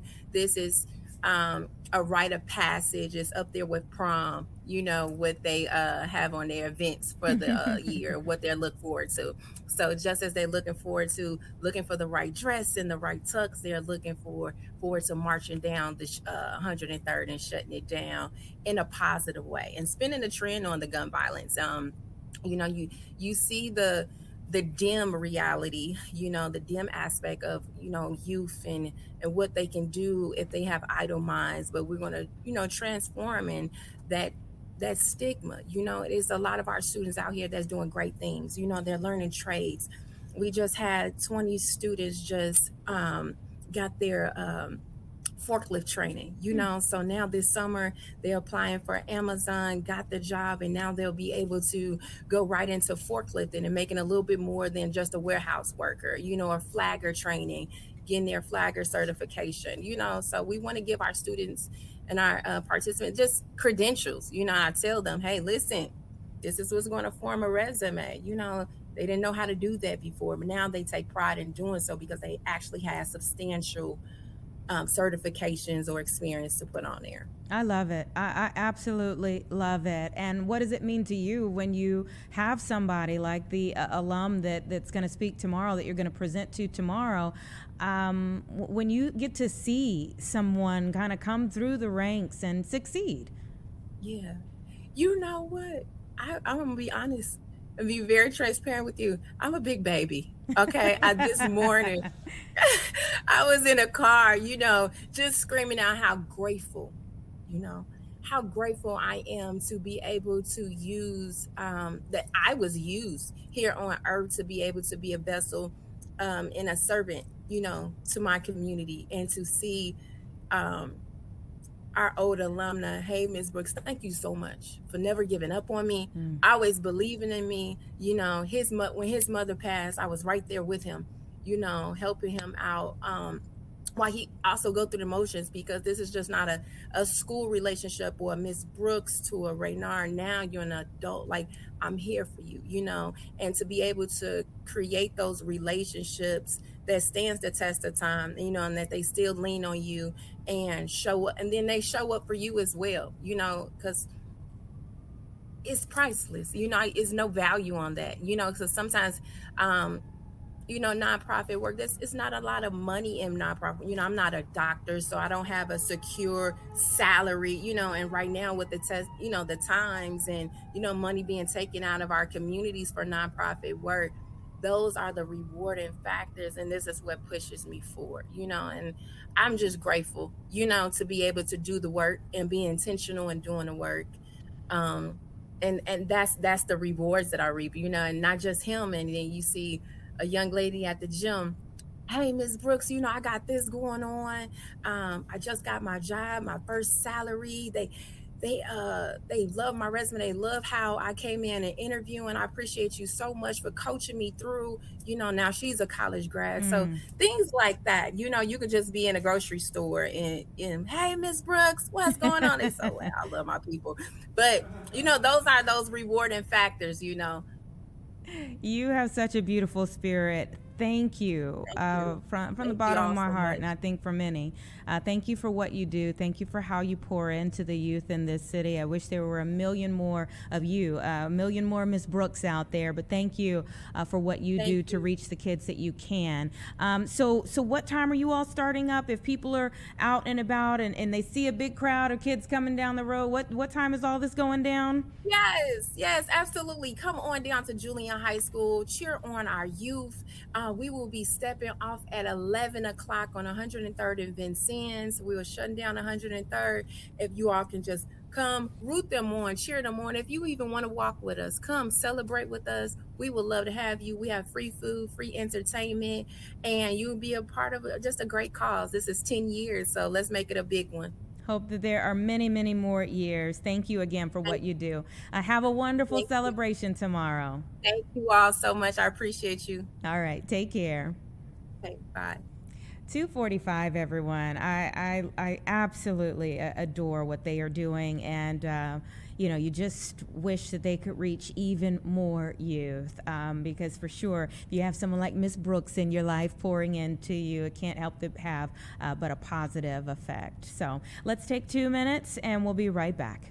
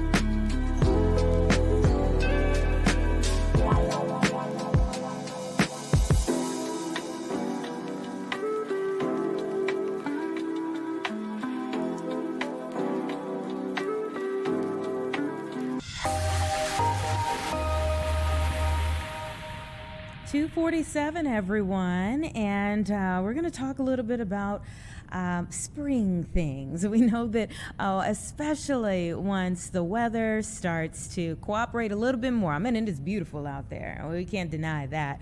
Today, it is gorgeous out there. As you see kind of the taxi going down the river, there's going to be so much more activity on the river over the next few months once the temperature comes along with the sunshine outside. And so we want to hear from the friends of the Chicago River about their cleanup efforts, the progress they've made, the work that is still yet to do, and how we can all be a part of that solution as well. Margaret Frisbee is the Executive Director for Friends of the Chicago River, and she's joining me now. Thank you so much for being here. Oh, thank you so much for having me today. Really appreciate it. When you look out and you start to see it, the weather's starting to change outside, what goes through your mind? Well, I just get so excited about all the opportunities for the Chicago-Calumet River system. We're going to have kids on field trips. We're taking people out in canoes. We've opened our museum on Saturday. And there's just so many great things. And it's so good for public health. It's so good for our environment to be out on the river, and just excited to look forward to having people join us this summer for programs. Amen. Amen. It is good for us all, mentally, physically, all of those things. So tell me a little bit about you all's efforts throughout the year that prepare us to be on the river during the spring and summer months. Yeah, absolutely. So, Friends of the Chicago River really works to protect and improve the entire 156-mile river system. And so we do a lot of education and outreach programs where we get thousands of kids out on the river. We, as I said, canoes, kayaks, but really the heart of our work lies in the long-term public policy and planning efforts that improve access to the river, improve water quality, improve habitat, and then also projects that actually physically improve the health of the river. So big restoration projects. We have a litter-free campaign that I think we'll talk about today, and just all the work that it takes to transform this very urbanized waterway into a thing of beauty that's healthy and clean and accessible for everyone. I'm sure people really don't even understand the amount of work you all do for the beauty that we see throughout the year. It's funny that people are starting to really understand when you see people out on the Chicago Riverwalk, you see all the kayaks, but it's hard to understand the complexity of using the Clean Water Act every day as part of your job, where we're literally chipping away at the water quality issues and making the river healthy step by step by step. Yeah, and so let's talk about the restoration efforts, the cleanup that goes on, and what will be happening very soon. Yeah, so this Saturday is Chicago River Day, and that is an event that Friends of the Chicago River has hosted since 1992. And this year we have at least 2,500, probably closer to 3,000 by the end of the day. Volunteers will fan out along the Chicago-Calumet River system at 88 locations. They'll be picking up garbage. They'll be, doing restoration activities, just basically working to make the river look better and feel better. And that has a benefit for the communities the river flows through. It has a benefit for water quality, for wildlife. And then really, when you think about it, removing litter from the landscape makes people feel better about their lives and about the health of the river. And they start to understand what an amazing, amazing asset it can be, and gets them excited about participating in other activities that make it healthier. I see that this began 34 years ago. How would you say things have changed in that time? Well, I've said before, I think you can measure our success in species of fish. We're up from under 10 in the 1970s to nearly 80 today. Wow. And it's not just individual species, it's actually abundance of fish. There's turtles, there's muskrats, there's beavers, river otters are returning. People always love to talk about Jonquipsaurus, the big giant turtle. So those are really good symbols, but there's also miles of trails and the river walk and canoes and kayaks, and people are living along the river. There's restaurants along the river. And so there's a whole economy to it that benefits our society as well. And when people are out cleaning, what are some of the common things that are found out there? And give the fair warning for what we are doing as residents that are creating that. Yeah, that's a fair question. So, there's some funny items, so I have right behind me, Spider-Man came from the river. And we have a staff member who collects and keeps the toys that she finds. So, people get a laugh, they find coconuts, they find golf balls. but predominantly we've been working with Loyola University of Chicago, and what we're finding is that 80% of the litter in the river now is actually plastic related, and of that 80% is food related. So that is directly the work of humans who are not disposing of things properly. They're using single-use plastics, and it's getting out into our environment, not just the riverbanks, our forest preserves, our parks, our city streets, our suburban streets. And so it's really a lesson of seeing what you pick up and then thinking about how you can reduce the role that you play and letting that kind of pollution end up in the environment. I mean, and not intentionally. It's just, wind-blown plastics. There's a million ways that it happens. Yeah, I mean, you chuckle when it's like a kid's item because you just think probably a kid had a tantrum and boop, it goes into the water. But when you think about some of the other things that come from various sources, it is like, oh man. I mean, do you feel like we're getting worse or better about our consciousness and our habits? I feel very positive about how people are treating plastics. People are so much more aware of it than they used to be. People used to just get to go things that, you always got the spoons and the forks and the extra napkins, even if you were headed back to your office. And restaurants now often offer you the option not to do that. You can reject it. People are more aware of not taking those kinds of things. And every single action any individual takes contributes to the benefit of the environmental impact. We need systemic change. We need to have a reduce in overall plastic consumptions. But if we're all working and aware that that's happening, and so I feel like we're making a difference. Mm-hmm. And when you say 88 locations along the Chicago-Calumet River system, how do you pick out those places? Like how do you span people out? Well, it's crazy cool. We have such powerful partners and collaborators. So we have a core of volunteer site captains, and those people actually act as managers of each one of those individual sites. But we're also partnering with the landowners. So the Chicago Park District, the Metropolitan Water Reclamation District, the Forest Preserves of Lake County, Forest Preserves of Cook County. So and individual municipalities. We have sites in Riverdale, in Dalton, in Palos, in Evanston, Lake Forest, Skokie. And literally we work with the landowner, we work with local volunteer groups, we work with Boy Scouts, Cub Scouts, stewardship agencies, and all of it together becomes this network of people who are supporting each other to make this big event work. And without all of us participating, we could never make it happen. But because people are really eager to be part of it, we can. I mean, it's a wonderful community team effort there. Are there some areas where you feel like you would say are most improved versus those that are most problematic? So it's an interesting question. For the river system as a whole, I wouldn't say that you could characterize litter as a problem in one location over another. It's fairly equally distributed. What we are really working on from a public policy point of view is equitable access to the river. And so if you look at the whole river system, there's parts of it that are really blocked off from the communities along it. So, on the southwest side of the city, on the southeast side of the city, some of the south suburbs along the Calside Canal, there are places that people can't access it. And what we're trying to do is work with local government agencies, work with the state, work with community groups, and find ways to build access so people can access this river close to their homes, take advantage of this wonderful natural resource. And so it's a long-term effort. When Friends started in 1979, the river was fenced off, it was polluted, there really was barely any public access. And now there's so much.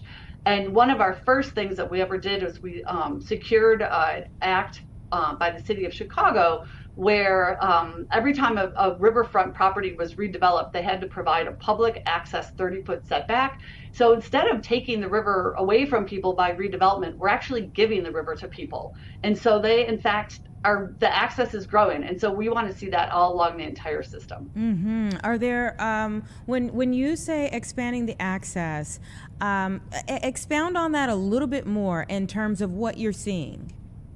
So it depends on where you are, but literally everything from bike trails, hiking trails, public parks, just places to sit. Ultimately, we are working towards a swimmable river. Last year, the first Chicago River Swim took place in September, and this year that's happening again. And we would like to see that happen in a lot of the river system where it's safe and makes sense. So it really depends on the user. If they want to go birding, I think it's International Migratory Bird Day on Saturday. You could go do that, or you could just sit still with a book, or bring your dog, bring your kids, and we want the river to feel welcoming, to be safe, and allow people to take advantage of it any way that they want to. Mm-hmm. Yeah, that's very important. When we go back to the comments, the feeling, the shared feeling that it is therapeutic when you get to be out there for even just a little while. Margaret, thank you so much for what you do, you and your team year-round. I hope that it is packed out there with volunteers this upcoming weekend for folks to clean up and help us all out to be able to appreciate the river for a very long time. Well, Anita, thank you for having me. And anyone looking for more information could go to ChicagoRiver.org and find out all about it. Okay. All right. Thank you so much for your time today. My pleasure. Take care. It's awesome. And oh my goodness, we're almost there, everybody. I mean, we're kind of sitting in the 50s today. I know you might not be thinking about being on the river because it's a little cool, but we're almost there. We're getting to warmer days. They will be here before we know it. And yes, it's going to be packed out there. So we really do appreciate their efforts throughout the year, and especially during this time when we get ready for more people to be out there. And just remember all of our parts that we play in making sure that the river is somewhere that all of us can take a little time to enjoy the view. Give us 2 minutes. We'll be back. I'll let you know where we're going in our final hour, our 3 o'clock hour here on Chicago Live for the day.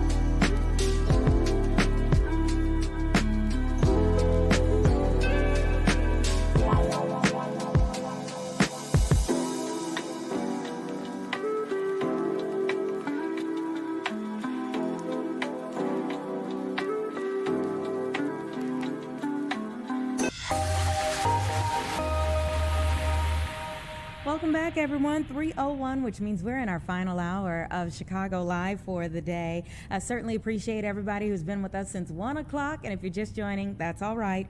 We've got plenty more conversations to come before we turn you over to the 4 o'clock news. We're going to talk about mosquitoes. Oh, think about all the rain that we've had, the flooding that so many people have endured over the last several weeks. And you know what comes next then? A conversation about those icky things that are out out there and what you might be doing to attract a few more. So we'll have that conversation with Orkin coming up around 3:45. We'll also talk with JD Rudd about not just the sunshine we're seeing today, but how long we can keep it around before more rain comes back into the forecast. We know so many mamas are gearing up for Mother's Day, and we're certainly hoping that you'll be able to wear your finest, get out and enjoy whatever you want to, or stay in and just ignore everybody, whatever you want to do by Sunday when it comes around for Mother's Day. But we'll talk a little bit about the weather. I'll get you up to date on some of the things they're working on for the 4 o'clock news, and we'll talk about America 250, big celebrations that'll be happening, especially in the summer months, but some have already started, and we're going to talk a little bit about those celebrations as well. On the flip side, you know, you have celebrations that are happening, and we also have, a celebration of life, let's say it that way, but obviously not a happy moment for the Chicago Police Department. And you can see here, this is a live look at the visitation that has now begun there at St. Andrew's Greek Orthodox Church. The visitation started at 2 o'clock for Officer John Bartholomew, and will continue until 8 o'clock this evening. The funeral services will begin at 10 o'clock tomorrow morning back at the same location. There are so many people who are coming from near and far to pay their respects for his service, for his sacrifice, the ultimate sacrifice that was made as we lost him just about 2 weeks ago now at Swedish Hospital. That much talked about shooting that took place there when Officer Bartholomew and his partner took a suspect there for evaluation, and somehow that suspect was able to get a gun inside of the hospital, shoot and critically injure Officer Bartholomew's partner, and take the life of Officer John Bartholomew, who was just in his 30s. So that was a husband, a father, and of course, a hero. And we lost him on April 25th. That was his end of watch, badge number 12963. We have his family, his friends, and definitely the Chicago Police Department in our thoughts and prayers right now as they gather yet again. You know, you always think about, not just when you see officers out and they're going about their jobs, but this part of the duty, which is coming together to say goodbye yet again to another officer that we've lost, and what that does to them, having to join together yet again for another officer that was lost. So our thoughts and prayers are with all of them, the department, Officer Bartholomew's family, and certainly for the family of the officer who is still in the hospital right now recovering, and we're hoping and praying that he makes a full recovery. Let's go ahead and get into our conversations for this hour. We're starting with the hantavirus. So many people are talking about this story from a cruise ship where they have lost several people on board, 3 passengers that were on board that cruise ship. And now there are several more who are sick. In fact, right around this time yesterday, we were watching the live pictures of the ship had docked, and the ambulances came to get people off of the ship. They even said one body was still on the ship.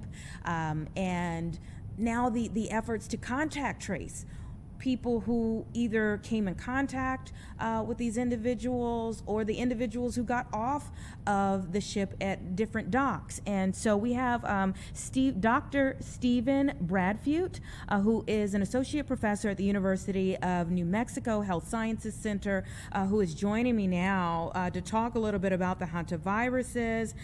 This is our second kind of shocker in the last year. Of course, we had Gene Hackman's wife, and I don't think we really talked about it before then. Would you? I mean, obviously in your profession you do, but like, would you say that it's readily talked about?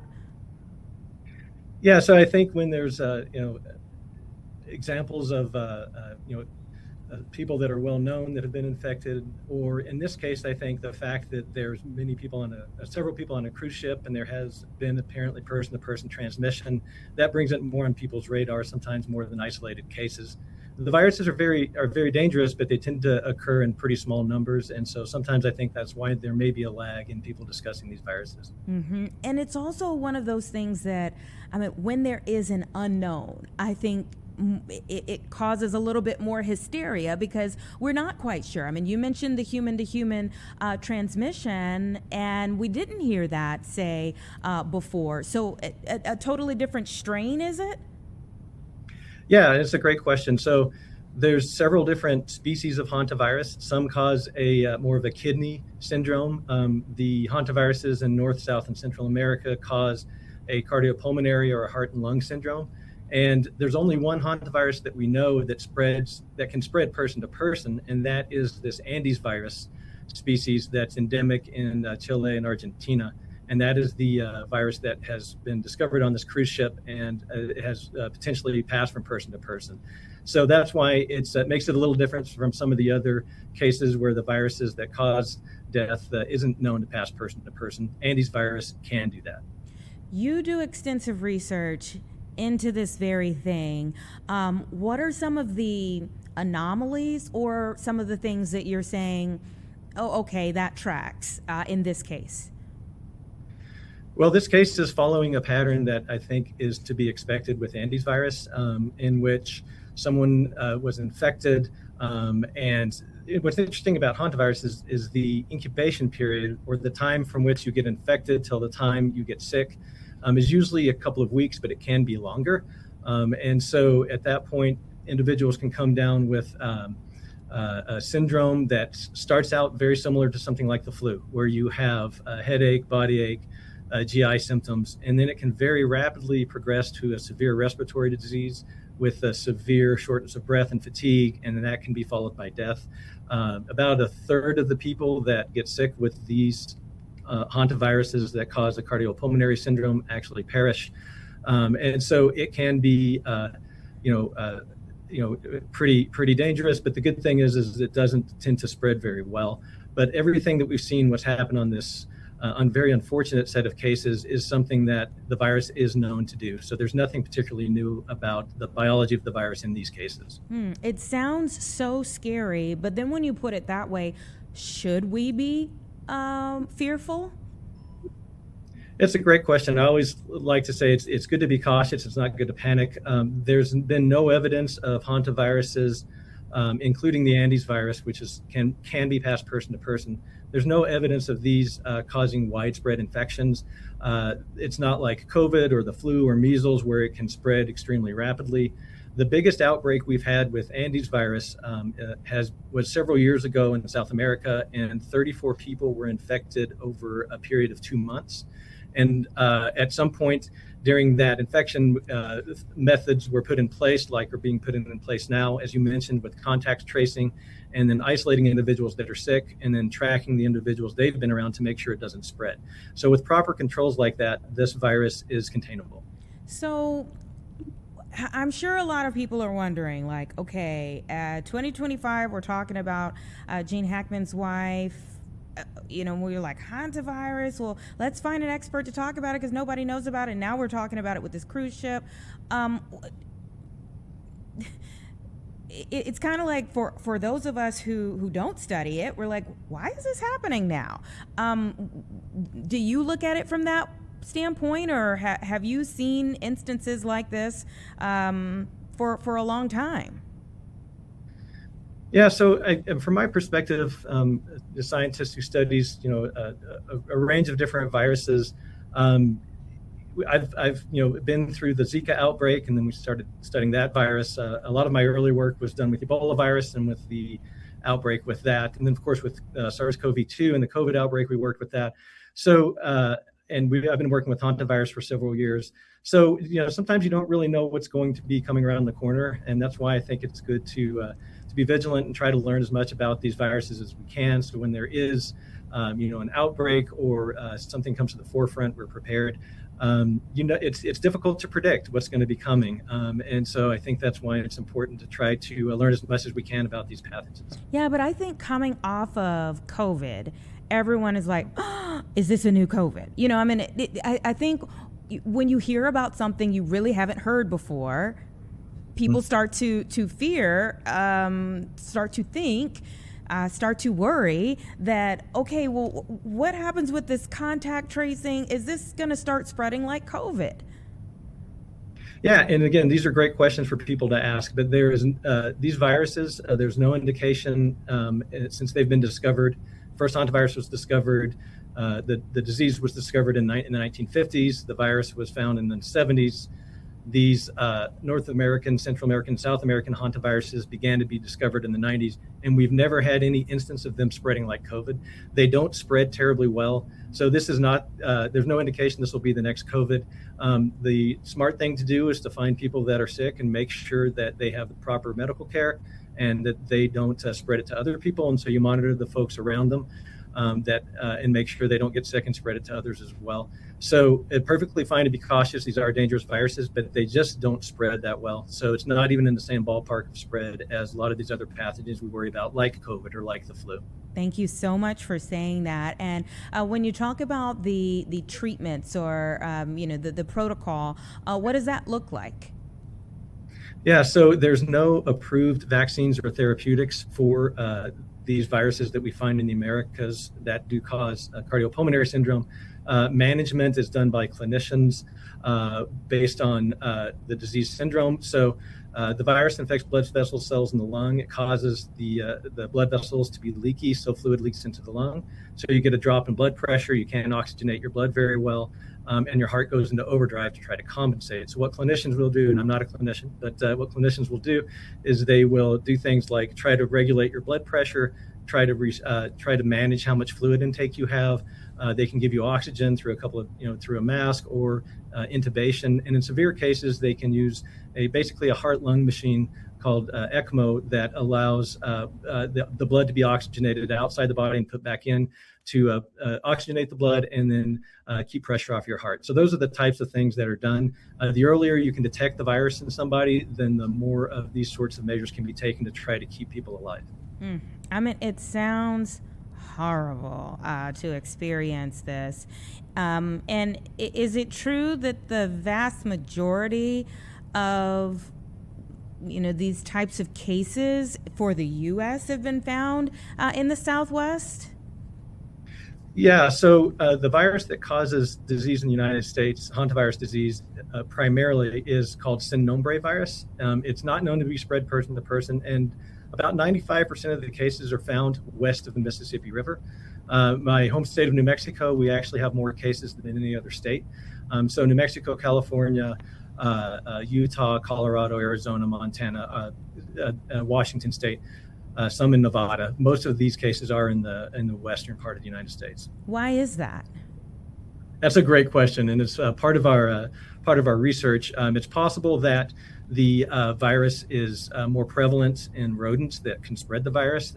It's possible they're more prevalent in the West.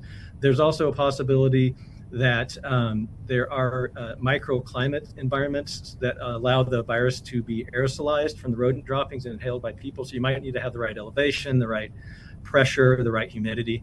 And there's also a possibility that different strains are circulating in different areas and some are able to hop into humans more than others. Those are all possibilities. We might be underdiagnosing some of these, and it might be more prevalent in other areas that we just don't really realize.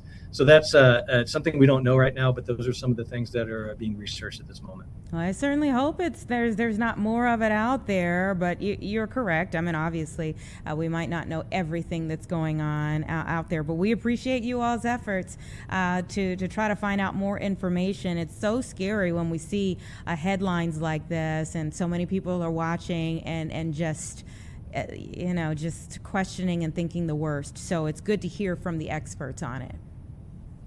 Well, thank you so much. I'd also like to point out that in the Americas, these infections are really quite rare. So not a lot of people get sick with these viruses, and so that's a good thing. One of the most important things. Thank you so much for your time today. We appreciate it. Thank you so much. All right, everyone, it's 3:17 right now. Give us 2 minutes and we'll be back.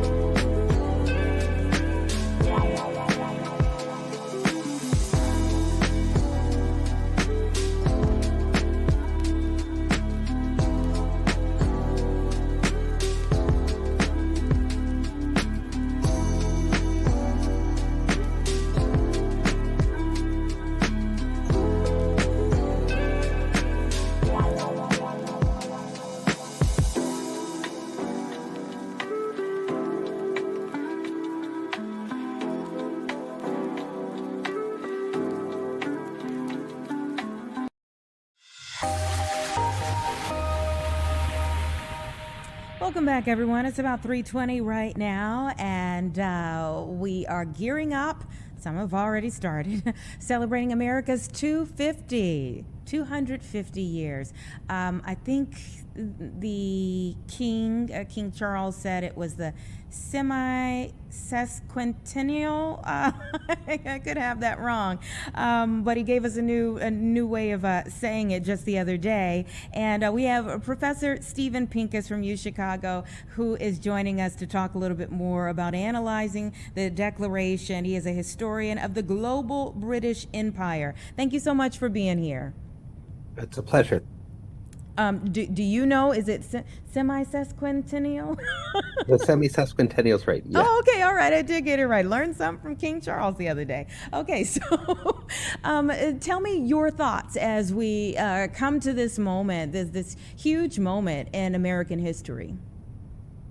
Yeah, I mean, the Declaration of Independence is a document which, has obviously stood the test of time. As something that we still refer to. As something that, all of our, certainly all of our kids read. We should read. But it's a remarkable document, and it's a remarkable document for what it says and what it doesn't say. I always start off when I teach students about the Declaration of Independence. The first thing I tell them is, when George Washington received a copy of the Declaration of Independence, the Declaration was obviously written in Philadelphia. George Washington was on Manhattan Island with a bunch of American troops as they were watching the British Army disembark on Staten Island, so they could physically see these red cars disembarking. And George Washington rode up and down in front of the troops, and he declared, waved the Declaration of Independence and declared to the troops that this was the document which told them what they were fighting for, and what they were fighting for was to protect the British Constitution. Right? He's about to fight British redcoats disembarking on Staten Island, and he tells them that this document shows that they were defending the British Constitution. Those guys over there in the redcoats were just trying to destroy the British Constitution. So this is, an immediate puzzle. Why did the Declaration of Independence declare to the Americans that they were going to become independent to defend the British Constitution. And of course, it's that puzzle that the rest of the document is trying to tell a story about. And the story that they're trying to tell is that since George III came to the throne in 1760, he had pursued a campaign of tyranny which was destroying the British Constitution. So, and the only hope that the Americans had discovered was for them to become independent to defend the true principles of the British Constitution. And then, 2/3 of the document is explaining what those principles were. So you have authored a book, The Heart of the Declaration. What is the heart of that document? Right. The heart of the Declaration, the heart of the Declaration is a claim that George III was pursuing tyrannical policies that was going to destroy broadly conceived the British Empire, but most importantly, the economy of the British Empire. And in the Declaration, the Committee of Five, which included Thomas Jefferson and Benjamin Franklin and John Adams, what the Committee of Five claimed was they provided a whole long list of abuses that George III had committed, crimes that he'd committed, which demonstrated that he was a tyranny. And I just want to highlight three of them, right? So one of the most important crimes that they emphasized was that George III had prevented immigration to the 13 colonies.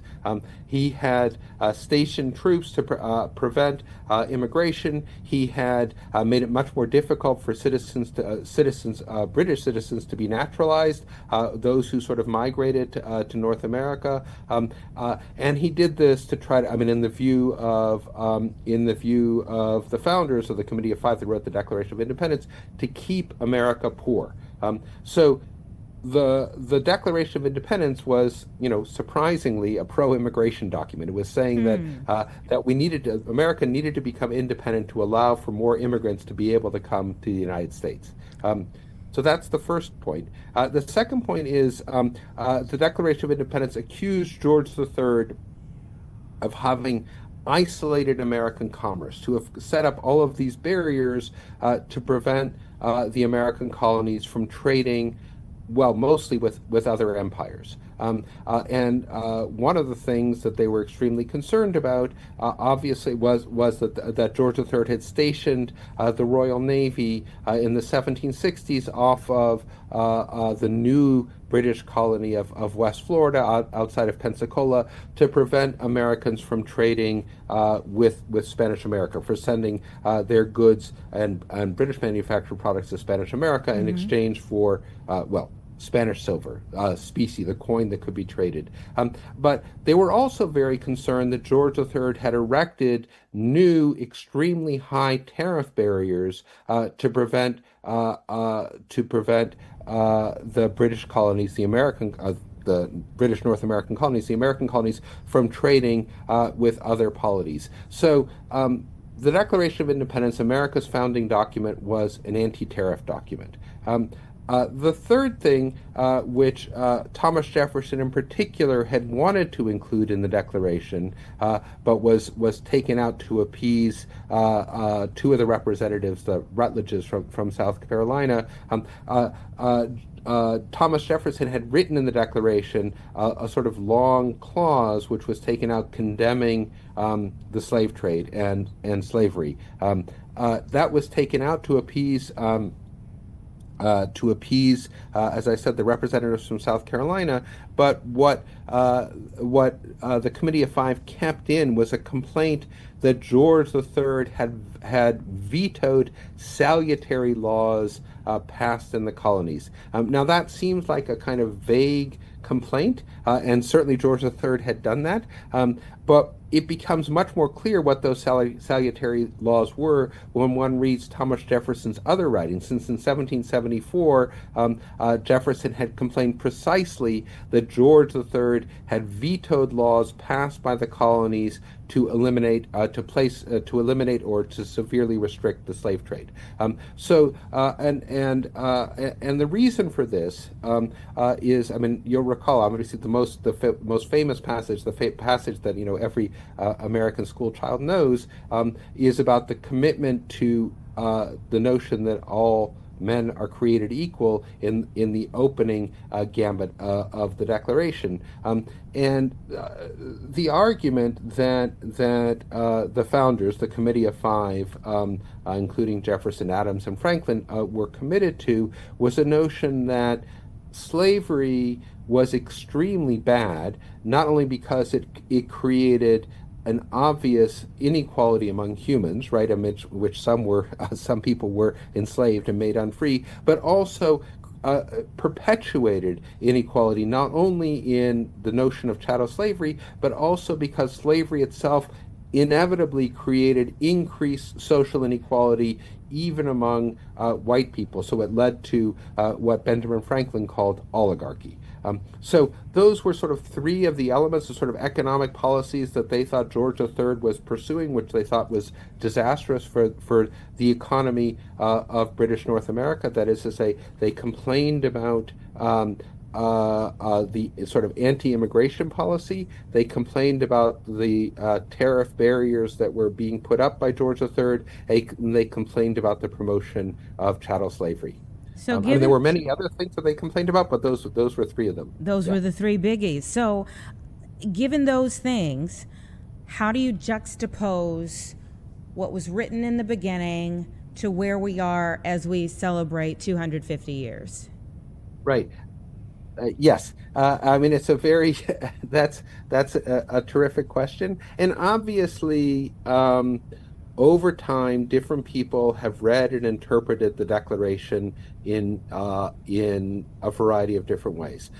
I can tell you that Abraham Lincoln was one of the keenest readers of the Declaration of Independence, and he emphasized some of the points that I've just highlighted. And so did John Quincy Adams, who probably didn't share all of the same political principles as Abraham Lincoln. But over time, the document has been read and understood by a number of people as just an argument for independence, for American independence from Britain. And I think we've forgotten to read the last 2/3 of the document in which the founders explained why they wanted independence from Britain, and they wanted independence. And this is where George Washington's claim that he was in defense of the British Constitution, and for what George Washington understood as the British Constitution of having created was established the importance of the rule of law, established the absolute importance of the separation of powers. So he understood the British Constitution has created not an absolute monarch, not a king, an all-powerful king, but a king whose powers were severely limited by the two houses of Parliament, by the House of Lords and the House of Commons, and by an independent judiciary. So separation of powers was absolutely, a balance of powers or separation of powers was central to what was in the Declaration of Independence, or at least the way George Washington read it. But as I said, over time, the meaning of the Declaration has been reinterpreted by various readers. Now, different people read it different ways. But for most people, I think it just came to symbolize an argument against empire, against the British Empire, and for national independence. And I don't think that's a full reading of the Declaration. Well, we certainly feel like we have been in school today.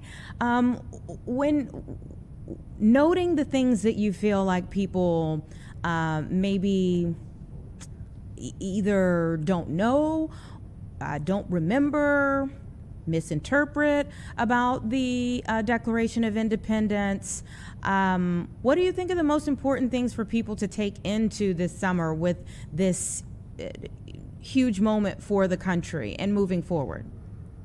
Yeah, I mean, look, the first thing is, I think the Declaration is a beautiful, interesting, and sophisticated document. It's beautiful because it's, the prose is elegant, and I think the first thing that I would have people take away with is that people should download, copies of the Declaration of Independence, which is, widely available. You can download all sorts of copies from it and just read it to themselves. Read it to themselves, not just the first couple of paragraphs, which might be familiar, but the entire document.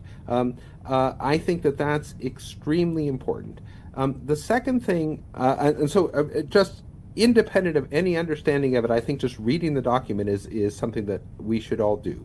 And the first thing that we should do in the morning of the 4th of July is actually read it to ourselves, or read it out loud to our families.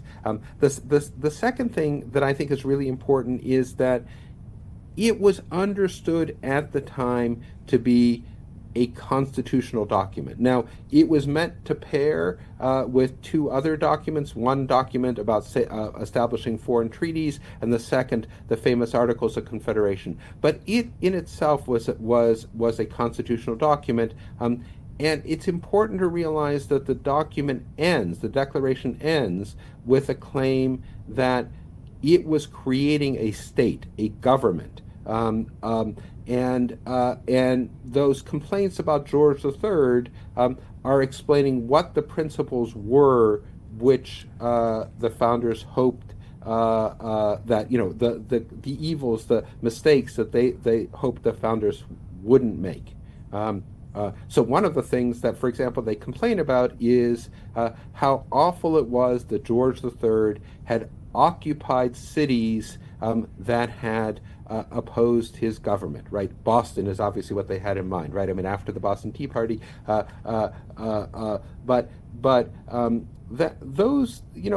reading those clauses out loud to oneself, one causes one to sort of reflect on, not just the current moment in the United States, but the current moment sort of globally. So I would say the most important takeaway is just read the document. It's an incredibly elegant, beautiful document with unbelievable prose. And the second thing is to remember that the founders, at the moment of writing the Declaration of Independence, weren't merely saying they wanted to break away from Britain to protect the Constitution, which they thought already existed, but also that they thought they were creating a state, a form of government, and to try to figure out what they thought that government should try to do. Well, reading is fundamental. Professor Stephen Pincus from UChicago, thank you for taking us to school today, sir. We appreciate it. Okay, it's been a great pleasure. Thanks so much for chatting with me. Absolutely. Take care. Bye. Semi-quincentennial. We are learning each and every day. Let's learn something about the weather when we come back. Give us 2 minutes. JD Rudd is going to be right here to give us our forecast.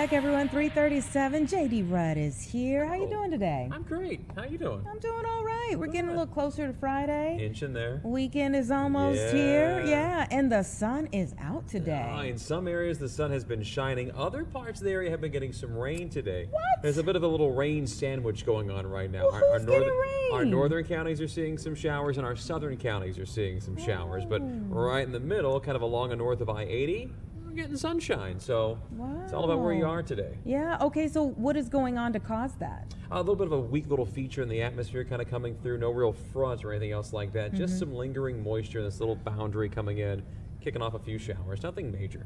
All right, nothing major.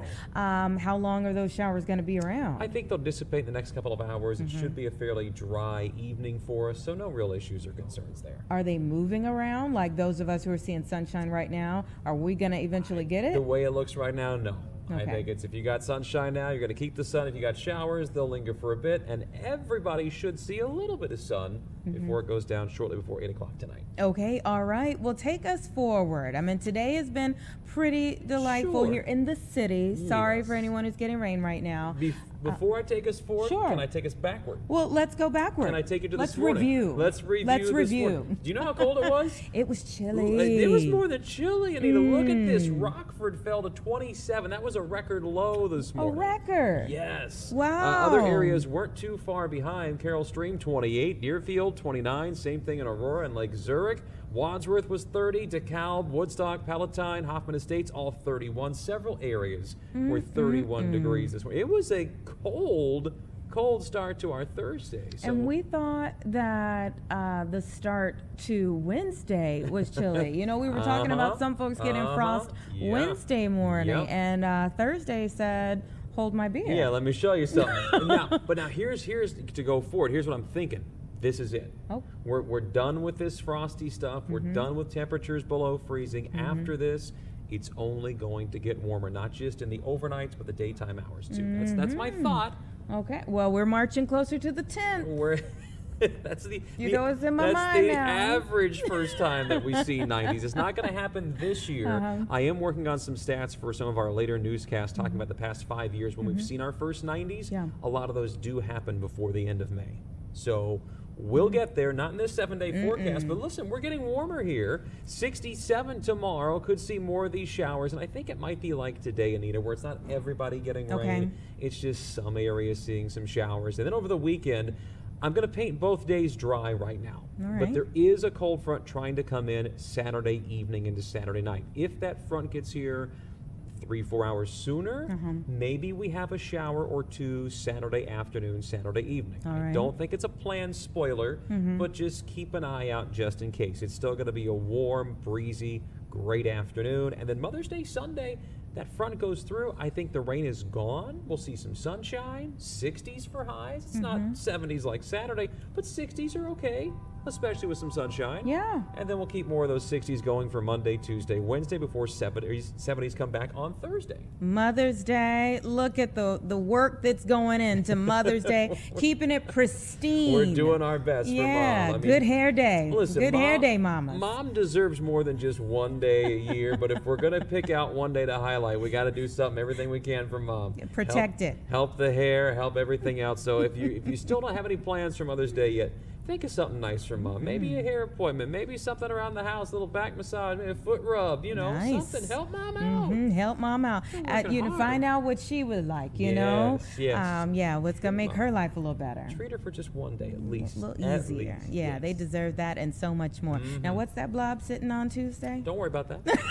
That's just a little bit of rain. Don't worry about that. That's on Tuesday. Nothing to see here. Nothing to see here. That's on Tuesday. Everybody's at work, at school. Don't worry about that. That's not Mother's Day. It's not snow. It's not going to be thunderstorms. There you go. So it's just some more rain, which, hey, a little bit of moisture can help. We talked yesterday about not wanting to have any drought conditions. So we'll just pepper in a little bit of rain shower chances here and there. We'll squelch that and we'll be good. Now, of course, our primary concern is what's happening here in our area.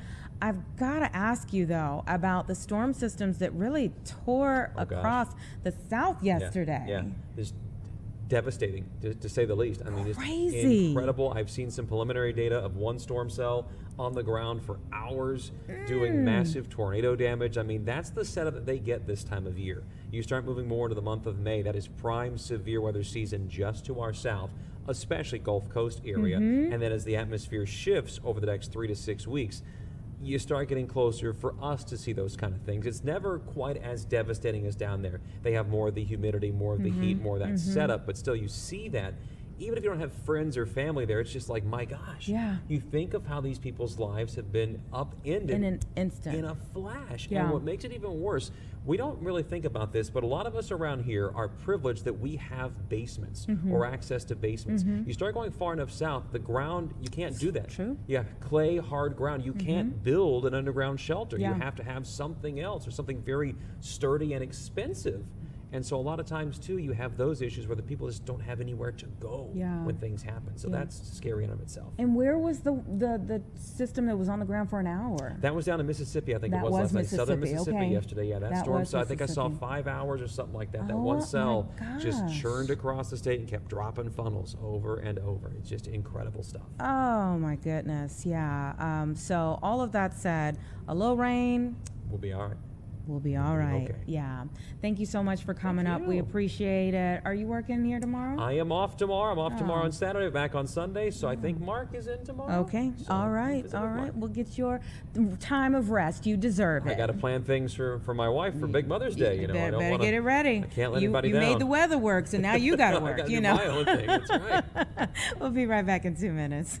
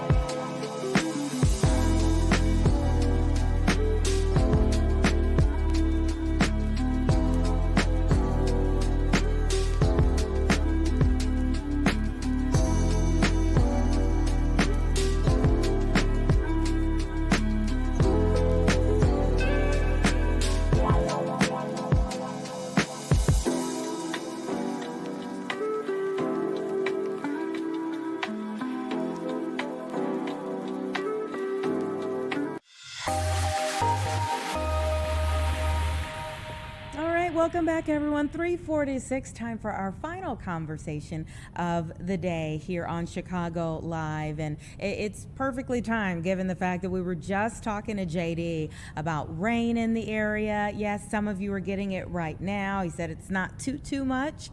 But we have had too much for a lot of folks over the last several weeks. So flooding has come into the picture for so many, especially along the Fox River and Des Plaines River. And what comes next? Mosquitoes. Oh, let's talk about it with Ben Hoddle with Orkin. He is an entomologist. Thank you so much for being on the show.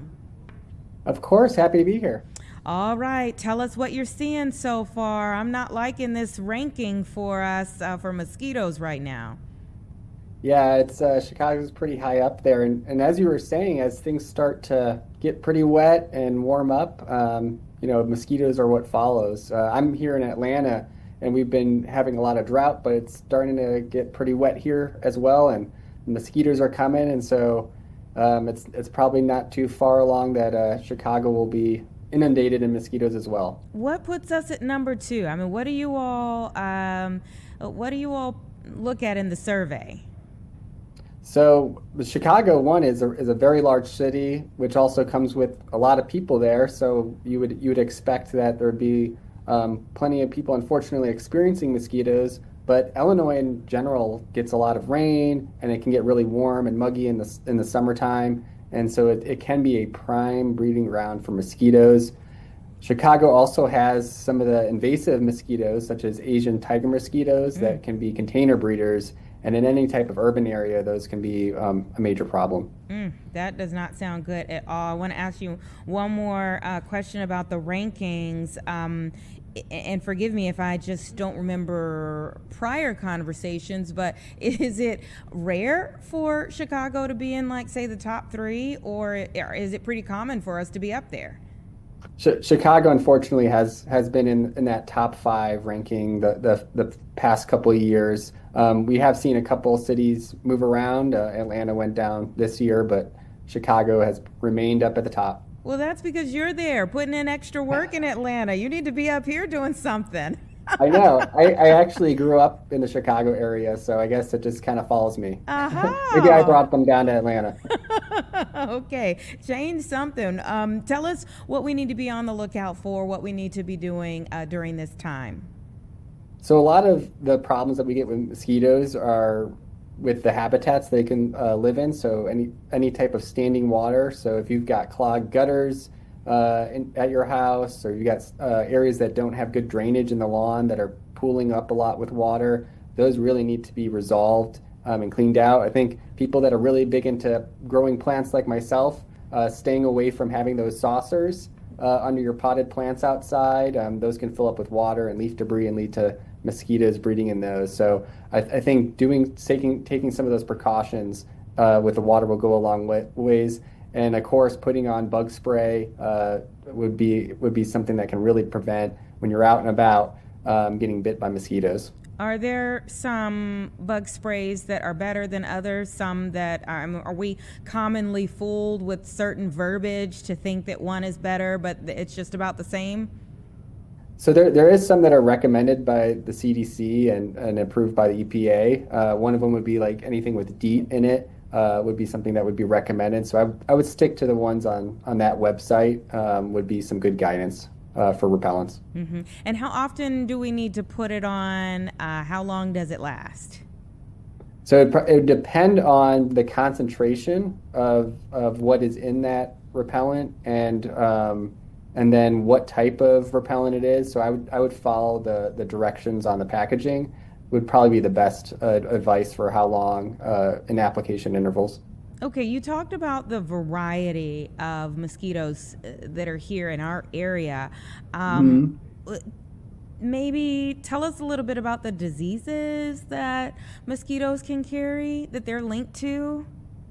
Yeah, so one of the ones that would be more common in Illinois would be like the common house mosquito, which unfortunately vectors West Nile virus. So if we remember back in maybe a couple decades ago when it first came in, you may have heard of people getting that virus and some of the illnesses that you can get from that. And so that's really unfortunate, and why sometimes you'll see people going and doing truck-mounted fogging through neighborhoods and whatnot in the suburbs or in Chicago. That's usually trying to target West Nile virus. But there's also some diseases that can affect our pets. And so like that Asian tiger mosquito can vector dog heartworm. And so maybe if you're a dog owner, you may be giving your pet some type of prophylactic medication to prevent dog heartworm. The mosquitoes are actually what are spreading that heartworm. So it's good to take precautions not only for ourselves, but also for our pets, and keeping those standing water areas at bay and pretty dry. Mm-hmm. And what is there a traditional season for mosquitoes? Well, any really temperature above 55 degrees Really? and wet is favorable, but typically it gets a lot worse in the summertime, where if you're getting in upper 80s, 90-degree temperatures weekly, you could get some of those mosquitoes going from their younger stages to adulthood in a week. And so we experienced that, unfortunately, in Atlanta because those temperatures are pretty normal. But if you get kind of a warmer heat wave with some rain in Chicago, you could experience that as well. Mm-hmm. But you mentioned the fact that Atlanta's doing a little bit better, Chicago, not so much. Are you noticing some shifts in patterns, some shifts in regional activity? So it could be weather dependent. So I know sometimes we'll have regions have a really cool summer, and that puts a really big damper on insect populations. They don't do as well if it's really cool. If it's really dry and you have drought conditions, that can be not great either. Or if it's really super hot and dry, like we get out in the Southwest, that can also lead to some problems with insects. So it may depend on what the spring is like, and then in the summer, seeing how those temperatures go, whether or not you have a more mild mosquito season or insects in general on that pressure. Mm-hmm. Okay, what do you all do when you're called out? Walk us through what the protocol is when you're called out for an area that's really experiencing a lot of mosquitoes. So we would go out and do an inspection on the property to identify any mosquito breeding habitats. So like I mentioned, is there standing water in the gutters? Maybe we should recommend that those get cleaned out and then provide a gutter guard service so that you're not getting leaf litter and getting those clogged. We would also look at around the house for any other water standing habitats that we could make recommendations for those to be resolved, or we can also do treatments in those areas if they can't be resolved with products that would target the younger stages of mosquitoes. And then we'd also look at the property for areas where the mosquitoes could be hiding in. Usually it's shrubs, dense vegetation, where we can do applications of pesticides onto those areas to keep the mosquitoes that may be migrating from neighbor yards out of those yards, but also kill any mosquitoes that are present hiding out in there. And if someone is worried about chemicals, are there set products that are more friendly to the environment while effective to the issue? So there is on all of the pesticides that we use, there's training that we have to avoid spraying things like flowering plants, areas where there's pollinators. There are also maybe some options for some more greener pesticides that could be available in certain areas that you could try out, but that would be variable from location to location, and you'd have to talk to the individual branch to see if that is available. Okay, Ben, thank you so much for coming on the show. Is there anything that I didn't ask you that you think people really need to pay attention to this time of year? Just watching out for if you're getting a lot of rain, making sure your gutters are clean, and that you don't have standing water in any of those saucer plants, and that'll go a long way with preventing some of those mosquito bites. Okay, seems pretty simple.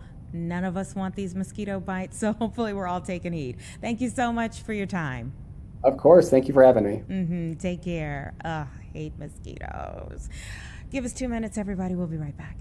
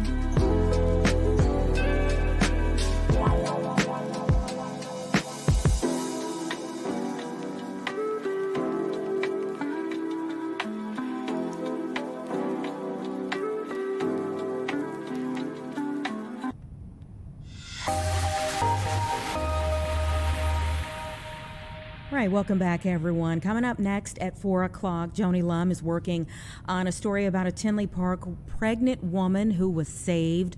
Leslie Moreno is working on a renewed effort to get answers in a 10-year-old cold case, a missing girl, Kiana, who they're now doing an excavation in a yard for. More information. And then obviously, we're continuing to stay on top of the visitation and the farewells that will be said for Officer John Bartholomew, both this evening until 8 p.m. and then also the funeral services tomorrow. All of those things are coming up in the 4 o'clock news, along with so many other things, and we'll see you right about it and negativity about it, and there are negative things about it, but it is an avenue for people to have a career and make more money than they could elsewhere. Okay, that's it tomorrow.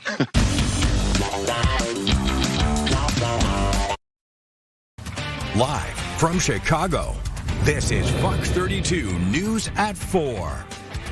Now at 4, the city is pausing to remember an officer lost in the line of duty. What's happening at the visitation today and what to expect